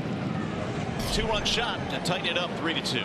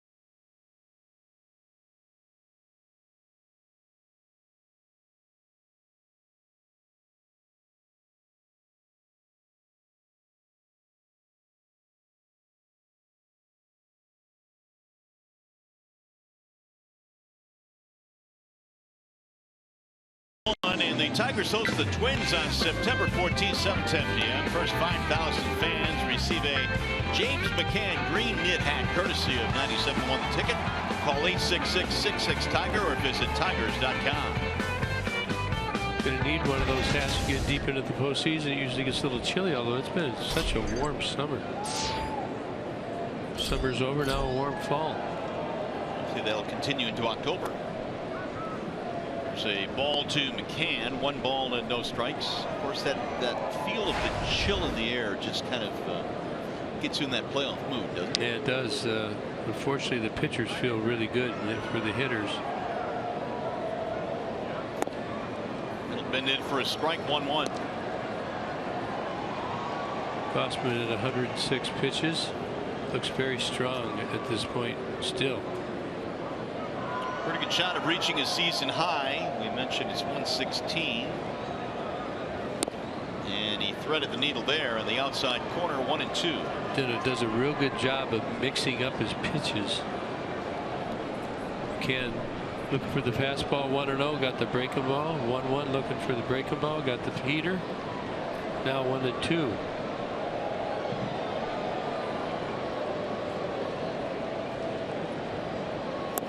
Bender outside, and McCann wouldn't chase it.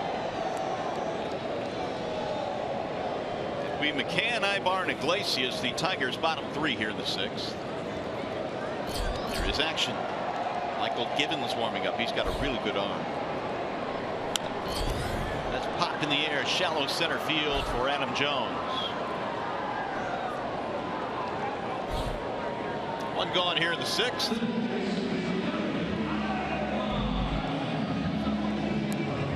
Orioles start without Darren O'Day, who's got a shoulder issue right now, and he's been one of the best relievers.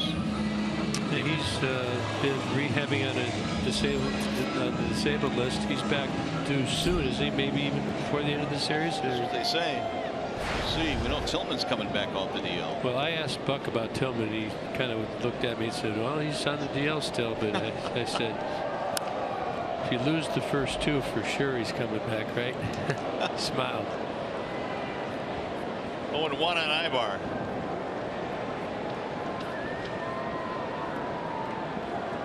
Officially, the Orioles say TBD as their starter, according to their game notes in the final game of the series. To be determined.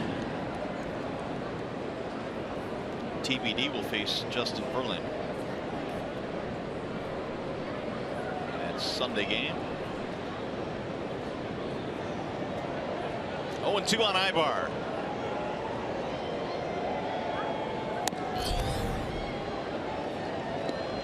Still a good firm fastball here for Gausman as he pitches into the 6th, beyond 100 pitches in this game. 112 now.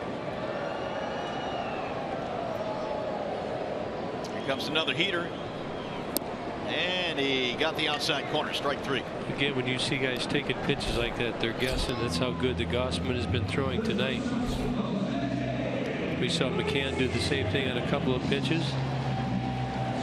Eric Ibar does the same. You got 2 strikes, you're protecting. Just looking for something off speed here. That's right there on the outside corner. Doesn't even flinch. Got to give. Sometimes you got to give the other guy some credit too, as Gausman has thrown a very good game for the Orioles tonight. They used to love the saying Leland had. You know, the other guys are on scholarship too. They are. Here's Iglesias. He'll loop one in the air toward left field. Kim cruising over, and that's going to be a 1-2-3 inning for Kevin Gausman. 6 in the books here at Comerica Park. Still a 1-run game.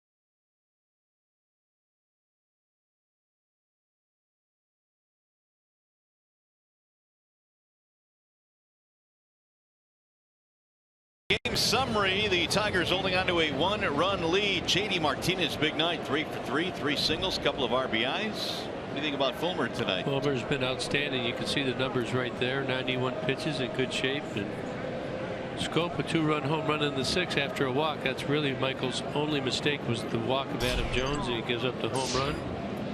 Got a tight one, 3-2. Trumbo is the batter. He'll look at a strike 0-1. 7th inning is underway. Trumbo's put the ball on the ground twice, once resulting in a double play. Wieters and then Alvarez to follow. Here's the 0-1.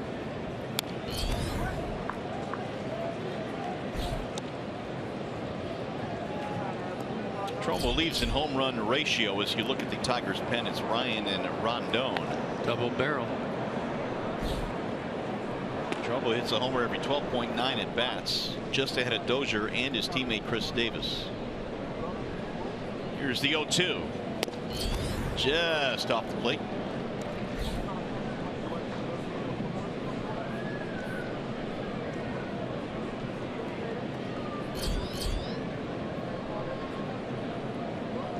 Wieters on deck.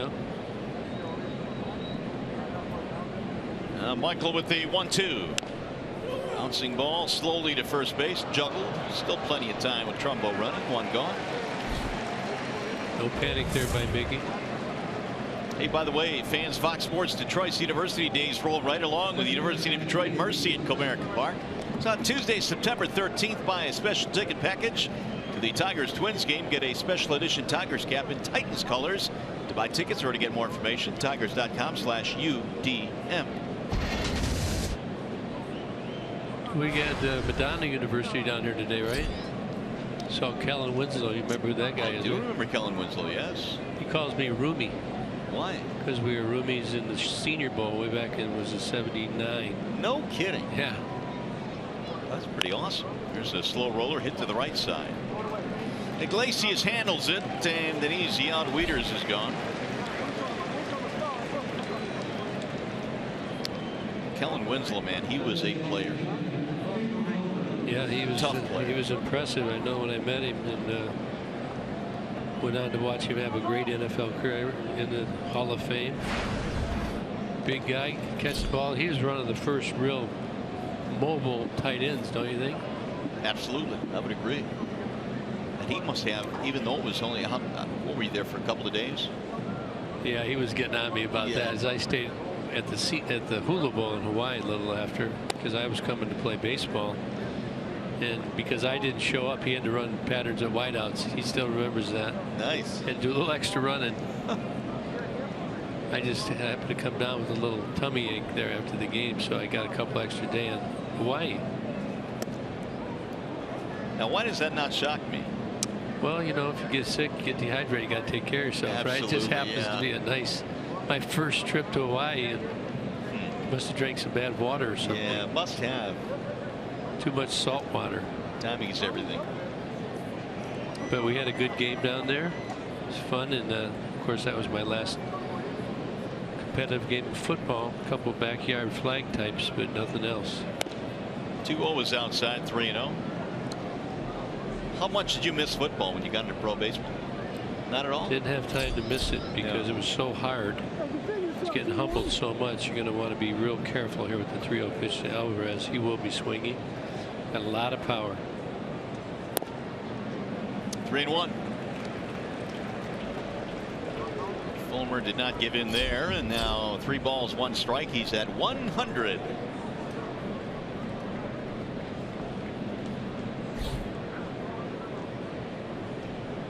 Three-1 pitch. Man, he swung out of his shoes there. 96 on the scoreboard. The ball's inside. Dangerous pitch, but he got it in there where he needed to have it. If you miss that pitch and leave it out over the plate just a little bit, it's trouble. Going to go back away at the heater.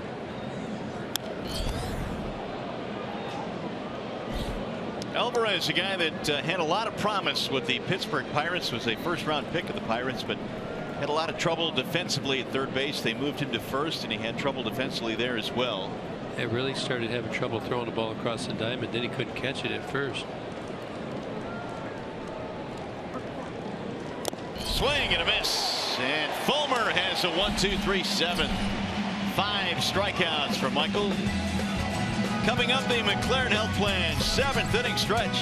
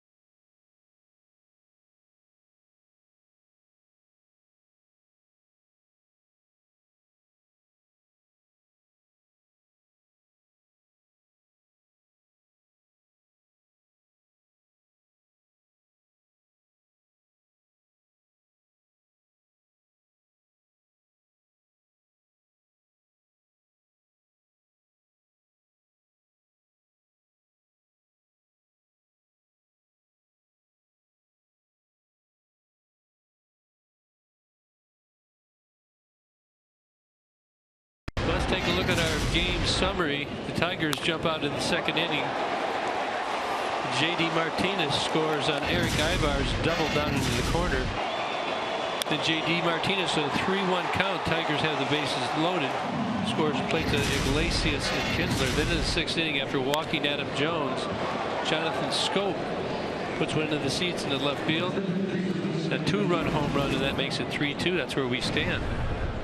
Got a wall side windows change. Michael Givens coming in for the Orioles, his 57th game, heavily used. Been very good for Buck out of the bullpen. 83 strikeouts, 33 walks. Got kind of a little sidearm, not total sidearm, but he drops down. Funky delivery, very tough on right-handed hitters. The 0-1 pitch is a strike called on Ian Kinsler. He's got the top of the lineup to deal with here. Givens was drafted as an infielder, was a shortstop his first couple of years in pro ball. Then he injured his thumb, had surgery, and then was approached about becoming a pitcher. Yeah, he was a fielder 3 years ago. It's amazing, isn't it? You got to be a really good athlete, I would imagine, to make that kind of change. And obviously he's got the arm. But that's not a regular release either. Look at the way he releases. He's got a half Louis Tiant and a half Dan Quisenberry. Ooh, that's a really good comparison. And down goes Kinsler. Tiantberry.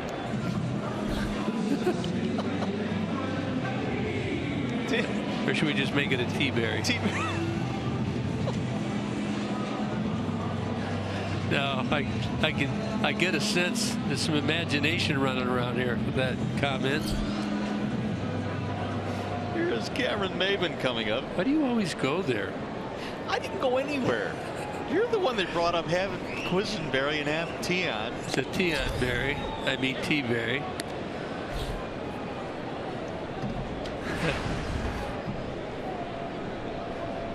You know what they say, when you win a game, the jokes are always funnier, so let's get on to win it. There's a strike on the inside part of the plate. The count now is 0-2 on Maben. Maben a single in 3 at-bats.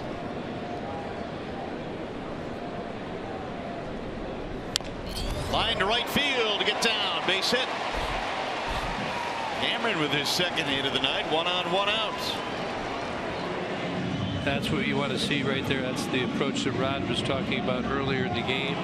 Maben, when he was on fire before he hurt his thumb, going to right field a lot. You see that sidearm delivery on Givens. Maben just does not try and do anything, would just serve it where it's pitched. Gets on top of the ball, nice line drive, hard contact down in the corner. You got a guy on with 1 out. And you got your best hitter up there. It'll be Miguel Cabrera, who is 0 for 2, has walked intentionally in his last at bat. Maybe a threat to go.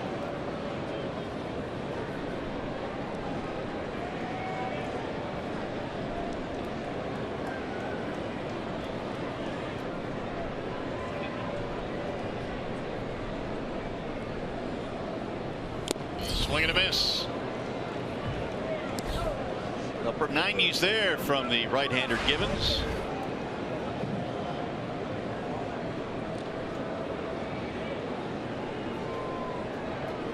Cabrera has 12 intentional walks now. Only David Ortiz has more in the American League. Big Poppy with 13.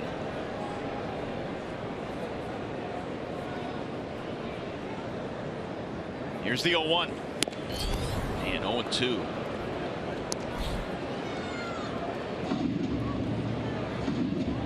Givens trying to keep this a 1-run game. The Tigers got a 2-run single from J.D. Martinez with 2 outs in the 5th, and that is the difference right now. We expected this would be a really good series. Game 1 has not disappointed.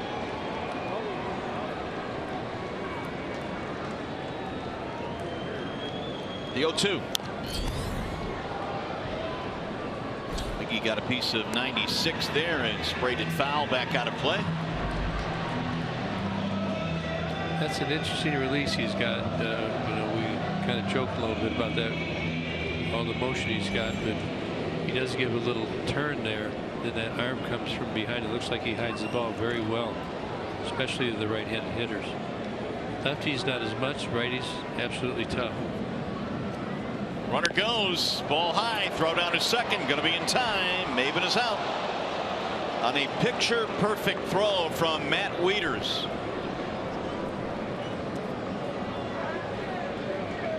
This is the perfect pitch. You watch Matt Wieters when he gets where the pitch is. It's kind of inside to Biggie. Look at, he just turns perfectly.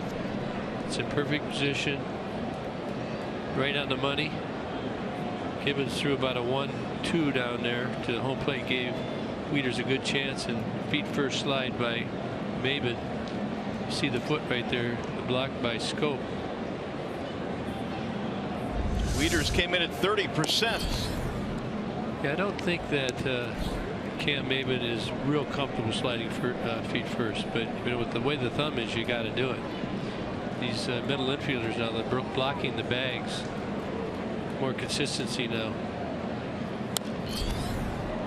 It's totally changed the rules at second base, how everything happens down there.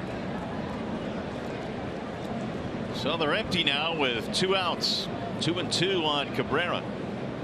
I'm talking about this arm angle by Gibbons. You don't normally see guys with this arm angle throwing 97, 98. No. He just slings it home, and it's fouled back out of play again.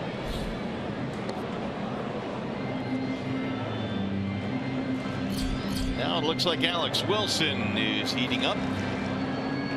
Well, we've been watching in the dugout. I'm not sure that Fulmer is not coming out yet.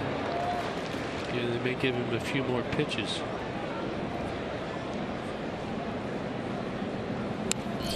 Boy, Miggy battling him. Fouling off some high heat. Fulmer's at 103 pitches right now. A high of 112.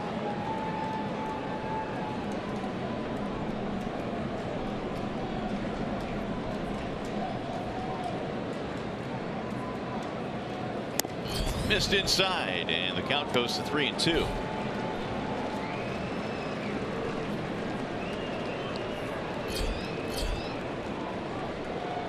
Nine pitch at bat. He's had a couple of those, one in the second inning, which eventually resulted in a strikeout. Swing and a miss, and he finally got him as Cabrera flings the bat. Down goes the helmet, and the Tigers go in order here in the 7th. Tigers baseball tonight, presented by BAL Tire.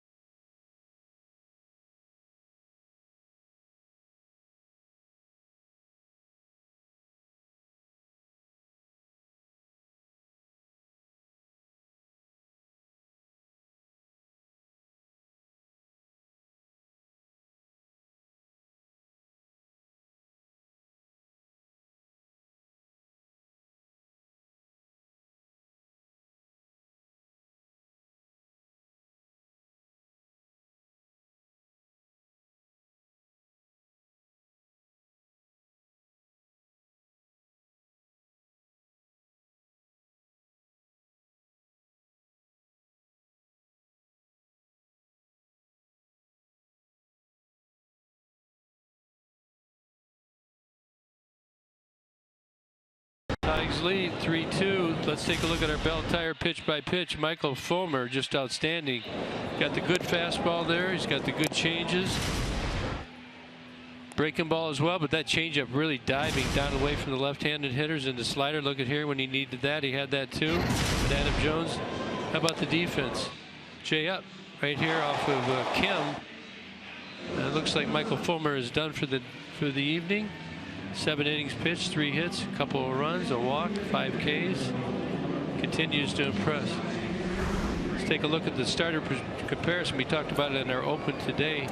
Pretty darn good pitching from both sides. Although, however, the Tigers are on top. Bosman threw a good game as well, but both have exited the game, and now we've got a new pitcher. Ball side windows pitching change is Alex Wilson in his 54th game. ERA at 2.90. 42 strikeouts, 19 walks. So it'll be up to the Tigers bullpen here to protect a 1-run lead as we go to the 8th inning. It'll be J.J. Hardy to lead things off for the Orioles. Then Hyun-Soo Kim. And then back up top to Adam Jones. Only 3 hits for the O's tonight. That is popped up. First base side for Miggy. Plenty of room. 1 gone. Alex Wilson's been money for the Tigers. This is his 2nd straight year.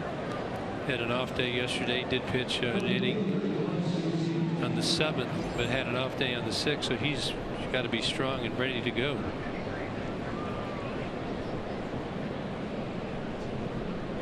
Here is Kim, who hit that ball to Upton in left field in his first at bat that almost carried out. Played 10 years in Korea professionally before coming over to the States. And you'll look at a strike. 0-1 on Hyun-Soo Kim, the number 9 hitter for the O's.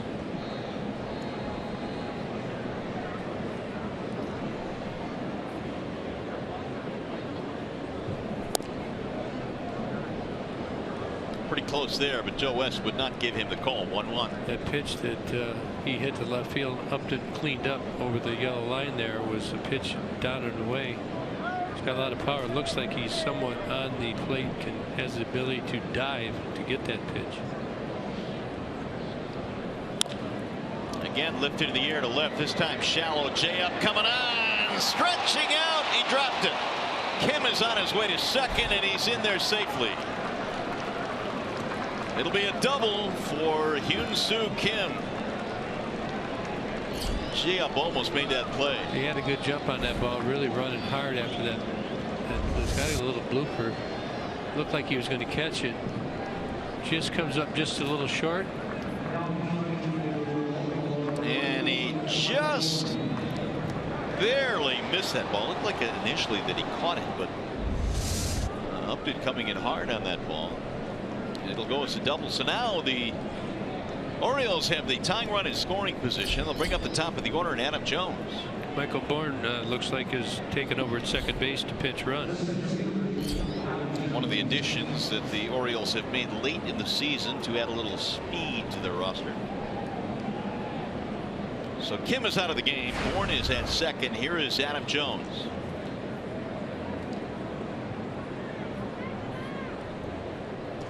Jones a walking infield, hitting a pop-up. Ball 1.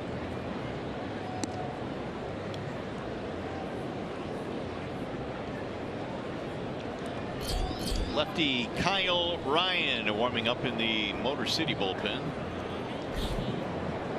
And Zach Britton warming up for the Orioles. He is their closer.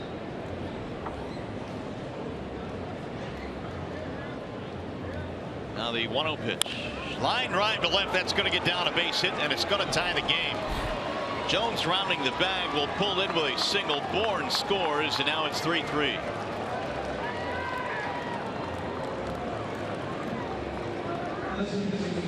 Here's the Magic Moonshot presented by Magic Window.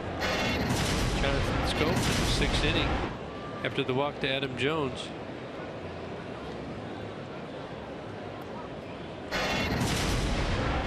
After the walk to Adam Jones, Gets a hanger right here and out of the park. That was a 2-run home run, made it 3-2. The Orioles have just tied it up. Got a double by Adam Jones. Got a 3-3 game. Jones on first, 1 down. That is only the 5th hit of the night for the Orioles offense, but with Fulmer out of the game, the Orioles get to the Tigers' pen. An RBI single for Jones.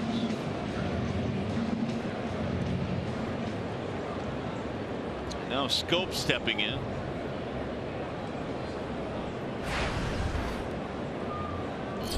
That 2-run shot he hit in the 6th inning was his 22nd of the year.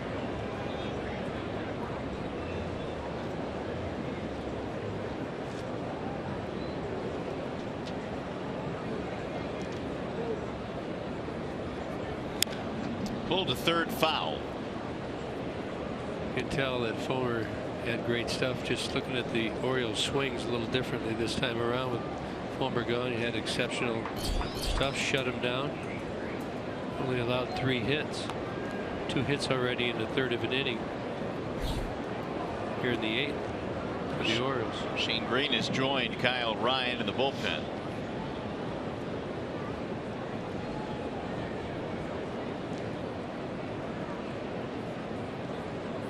Here's the 0-1. Outside, 1 ball, 1 strike. Adam Jones only has 2 steals on the year. Doesn't have a lead down there at all. I would be surprised if he took off. The Orioles just don't run. They have 16 steals, the fewest not only in the American League but in baseball. 26 attempts total. Caught 10. You just talked about the stats. Wow. Fewest steal attempts since 1920. Baltimore this year. Of course, they're probably going to get more than that. Fouled back out of play. 1-2 down the count on Scope.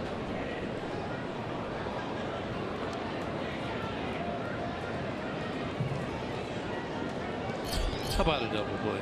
I'll take it because Machado's waiting on deck.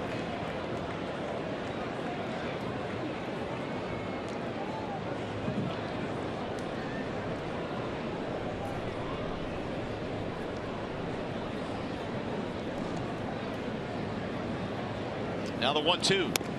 Up and in. 2 balls, 2 strikes on Scope. Tigers trailed most of this game. They got down, or I should say led most of this game. They got up 3-0. Orioles got down early in this contest, but then scored 2 in the 6th and now 1 here in the 8th to tie it up as Brad Brock begins to warm up now in the Orioles pen. Little pop-up foul. This will get back into the seats. Guys, those foul balls are all over us tonight. That one wanted you. Not enough to get into the booth. 2-2.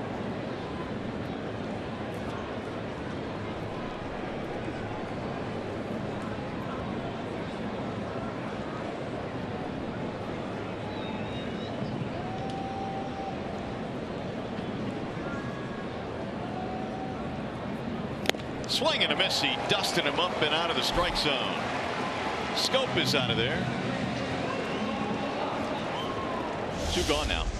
Tomorrow night, the Tigers battle these Orioles at 7:10 p.m. Comerica Park becomes a galaxy far, far away. It's Star Wars night. For tickets, call 866-66-TIGER or visit tigers.com.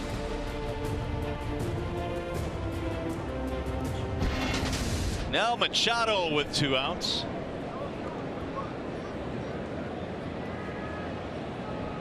He is 0 for 3, line to the right fielder in his last at bat. Strike 1 on Machado.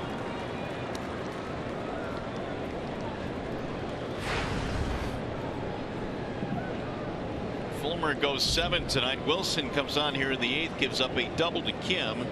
Single by Jones to tie it up.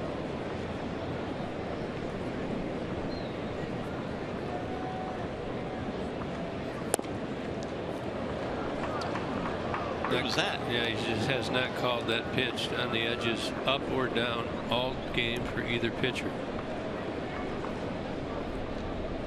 It's pretty consistent, I think, both ways. 90 RBIs this year for Machado. Joe's little modest lead at first base. Rip foul to left field. 1-2. It's up down there in row one. They stood up like they had it all the way. Yeah, that was coming in hot. You got to get out of the way of those. Highly recommended.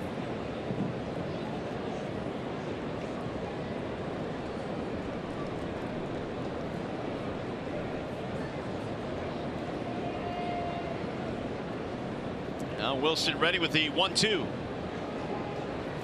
And Machado takes. You got him. Strike three. Joe West takes about an hour and a half for the strike call, and the inning is over. The new Tim McClellan. Machado didn't like it. A couple of strikeouts after the RBI hit, so Wilson gets out of the eighth. Threaded the needle on this one, but the Orioles have tied it up.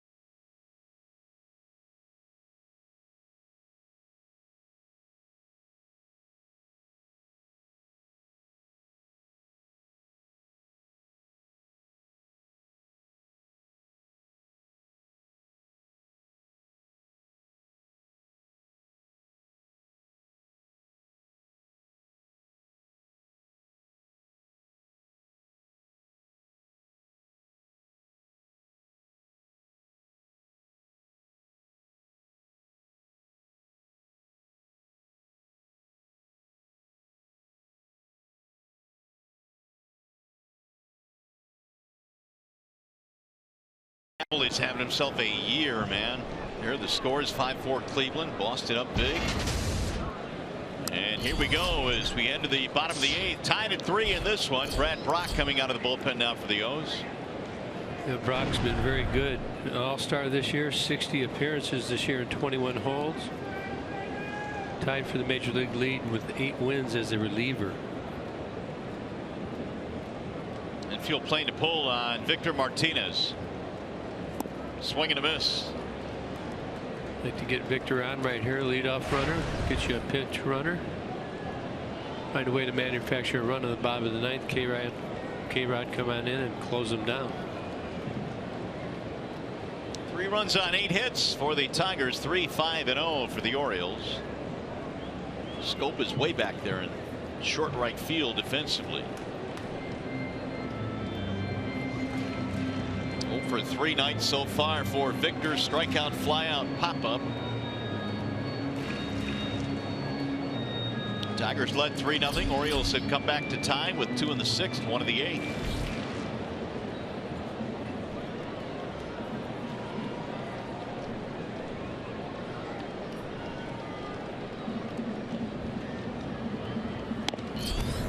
2-2. Red Brock has been used a lot. 60 appearances, leads the club. 21 holds. He's also picked up a lot of wins the last couple of years as well out of the bullpen. Driven deep in the air to right field. That ball hit way back to the track, to the wall, and Victor Martinez hits it out. It is gone. A home run for Victor.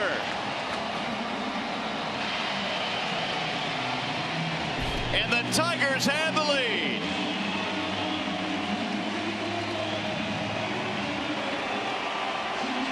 Oh, did he crush that?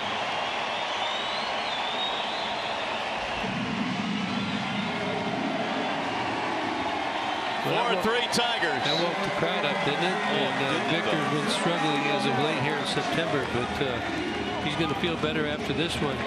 Brad Brock is very celebrated in his year so far this year. Done a heck of a job for the Orioles, but he hangs something off speed right here, and Victor is on time. Huge home run for Victor Martinez, his 24th of the year, and third in the 8th inning or later to give the Tigers a lead. JD looks at a strike on the outer edge. Still got to attack, try to tack on.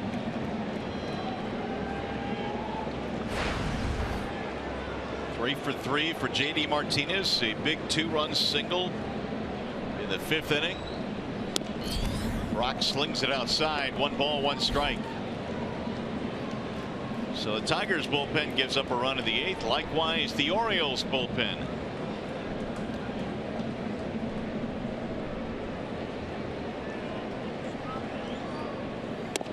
Inside, almost hit him. 2 balls and 1 strike.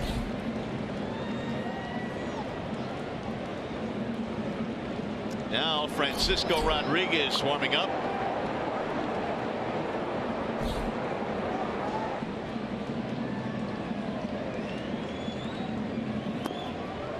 Low ball 3.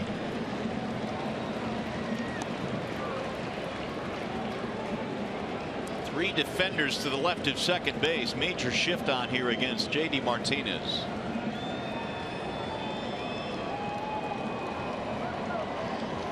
Outfield shading the other way. Swing and a miss. 3-2.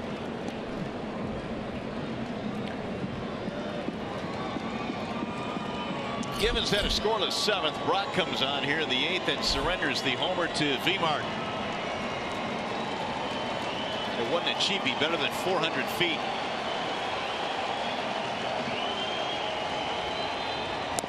And he walked him. Well, we haven't had a chance, but let's go back and take a look at Victor Martinez. He swung at a pitch in the dirt early. This one here stays up, out over the plate. You can see off the sweet spot of the bat, and he knows it. You can just tell by his reaction. He knew he got it right away and had the proper sound. Fans knew it too. They got right up.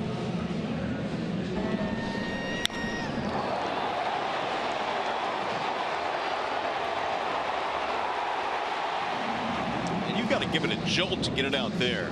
You know, Brock didn't like that, but we did. That's why you keep swinging it. You know, you struggle a little bit. Your history and your career overtakes everything, and you just know that he's gonna keep grinding. He's gonna get somebody. Miggy Bomino, let's go. 3rd walk of the game for Orioles pitching. Michael Fulmer did his job tonight. Here's Justin Upton. He is 0 for 3. Just a little low.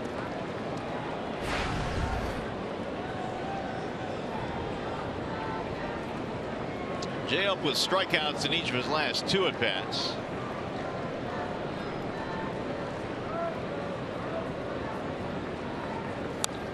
Foul straight back to the screen. 1 ball and 1 strike.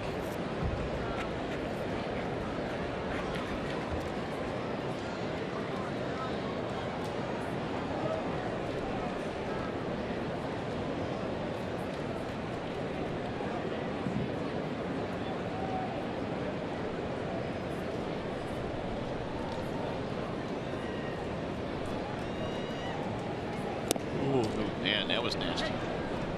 Actually, it was a hanger, but kind of fooled Jay up. Didn't recognize it. Call a ball locker. You just kind of freezes it. You see it coming in at yourself. You think it's going to hit you. Give up on it. But he'll be ready for the next one. Not a good swing there by Upton, and down he goes on strikes. Yeah, Brock's got pretty good stuff. Did make a mistake to Victor. He made him pay, though. That is 10 strikeouts now for Orioles pitching tonight.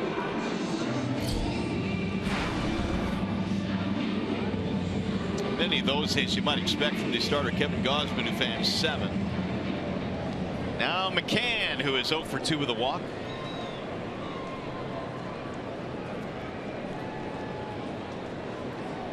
Can't help but think ahead a little bit. They'll have Davis, Trumbo, and Wieters. You know, Francisco Rodriguez will be in for the Tigers. Ground ball left side, scooped at third by Machado to second one, and on to first to double play. Heck of a feed there by Machado. Yeah, you just can't go after the guy. It's just hard for me to get over. So Frankie will come on. The home run by Victor Martinez. Kaboom has given the Tigers the lead as we go to the 9th.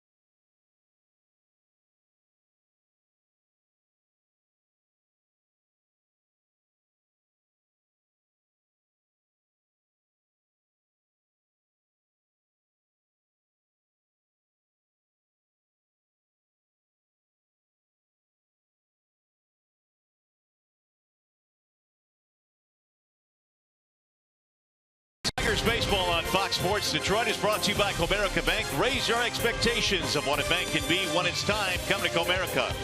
Your Metro Detroit Chevy dealers. Visit ChevyDetroit.com to see why Chevy drives the Motor City.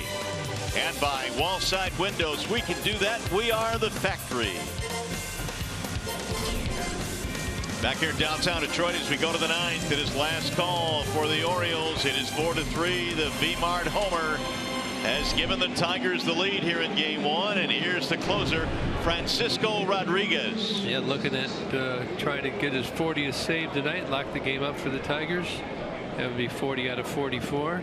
ERA at 2.81, and you know he's got a 425 lifetime saves, so he's ready for the situation. Chris Davis will lead it off, and he'll take strike 1. Romine is in to play third base for the Tigers. Here's the shift that Davis faces. A couple of strikeouts hit by pitch. They hope Davis hits a ground ball, huh?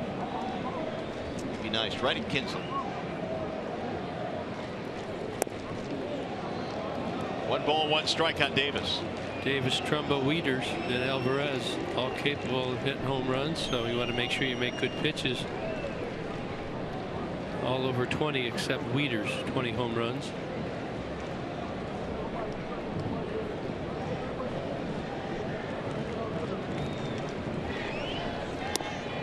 Inside, 2-1 now on Davis. Only 5 hits tonight for the Orioles. A 2-run shot by Scope, RBI single by Jones. That's how they've gotten their runs.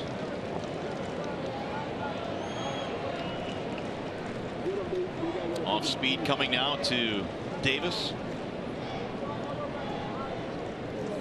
Swing and a miss. And this is he was reading on Davis. He's thinking he's got energy. He's guessing fastball. And there you see the off-speed pitch. This is one of the things we talk about. Frankie talking to the rest of the bullpen about how to read pitches, how to read hitters as a pitcher. Try and stay ahead of him.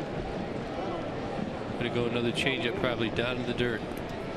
And it gets through to the backstop, down 3-2. Davis only hits .224 from the 7th inning and beyond, but he has 6 home runs. Already used Bourne as a pinch runner, so probably Drew Stubbs might pinch run should Davis get on.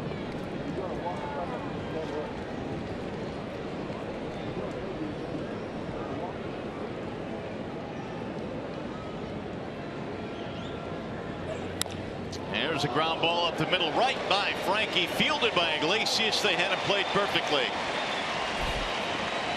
1 out. He tried to keep him out of the air, kept him on the line to 1 hopper. This goes right by Frankie. Watch here. No way, kept right over his head. Iglesias standing right there for the out. 1 away here in the top of the 9th. Hey, follow the Tigers baseball live with the MLB.com at BAT app. Stay up to the moment at any moment with Game Day, live game video highlights, StatCast, and more. #1 app for live baseball on your phone or tablet. So with 1 out, here is Mark Trumbo. They play more of a straight-up defense against Trumbo. Got to keep that ball down. He's hit the ball on the ground 3 times tonight. And pitching him down and away right where they're set up right now. Starts him off with the breaking ball.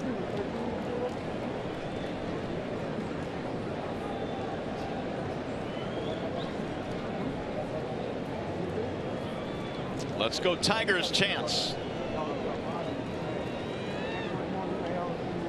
They lead 4-3 in the 9th.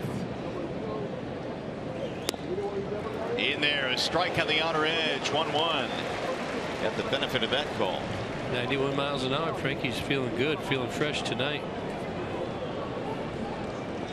Used to throw 95 plus when he first came up, but a little craftier now.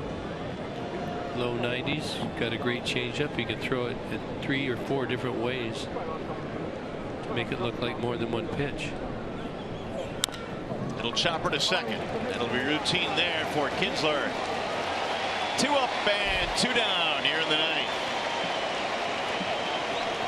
That'll bring the crowd to its feet now.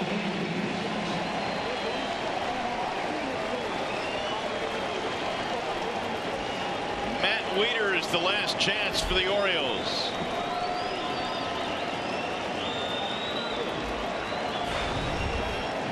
Wieters a switch hitter. Better from the left side of the plate. But so is Frankie. Wieters against K-Rod 1 for 3, a double and a strikeout.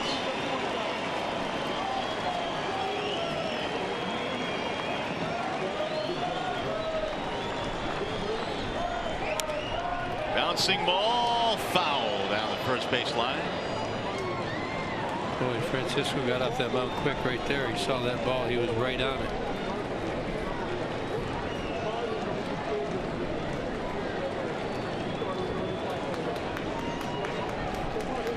See Justin Verlander, Jordan Zimmerman. They could be in on that conversation, huh? Hear a few words of wisdom. A lot of innings, a lot of big games pitched between those 2. Yeah, they're talking a lot about what they see and what the hitters are doing, what they would do in this situation. Crowd on its feet. 0-1 the count on Wieters. Swing and a miss. 0-2. 1 more strike. We can jump up and down, clap our hands, and the Tigers will be tied for the wild card.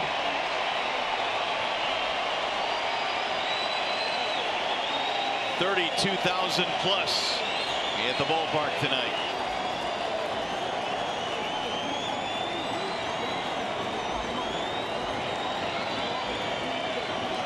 The 0-2. Low, 1 ball and 2 strikes. It looked like Wieters was sitting on that changeup the first 2 and swung as a fact after the fact at the fastball.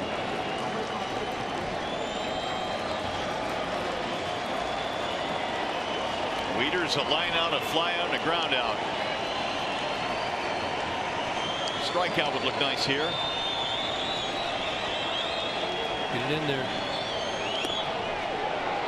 Missed it inside. Country Joe didn't want to go up with the right hand. 2-2.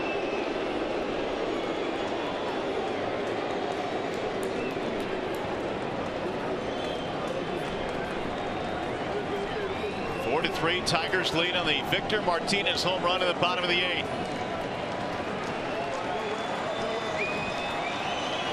Could be a fastball down the way. Missed it outside. 3-2 with Alvarez on deck.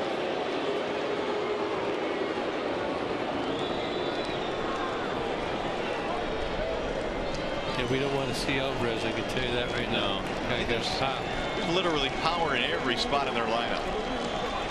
If you're not going to have anybody come in, it's going to be Francisco against anybody they pinch hit for, and they're not going to pinch hit for Alvarez.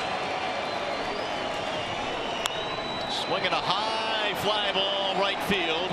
Going to be playable for J.D. Martinez, and the Tigers win Game 1.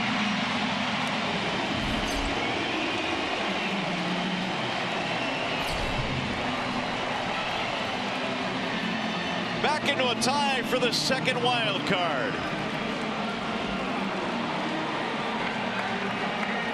Just like we promised earlier in the game, it's Miller time, brought to you by Miller Lite. Happened in the bottom of the 8th inning, leading off Victor Martinez. He's been struggling, but he ended this one with the game winner. Deep to right center field, puts the Tigers up 4-3. Frankie Rodriguez comes in and shuts down the Baltimore Orioles, and the Tigers win the first game. Very important win. This 3-game series. The final score. Now we send you to the Call Sam Studios. Johnny Kane standing by with Tigers Live postgame.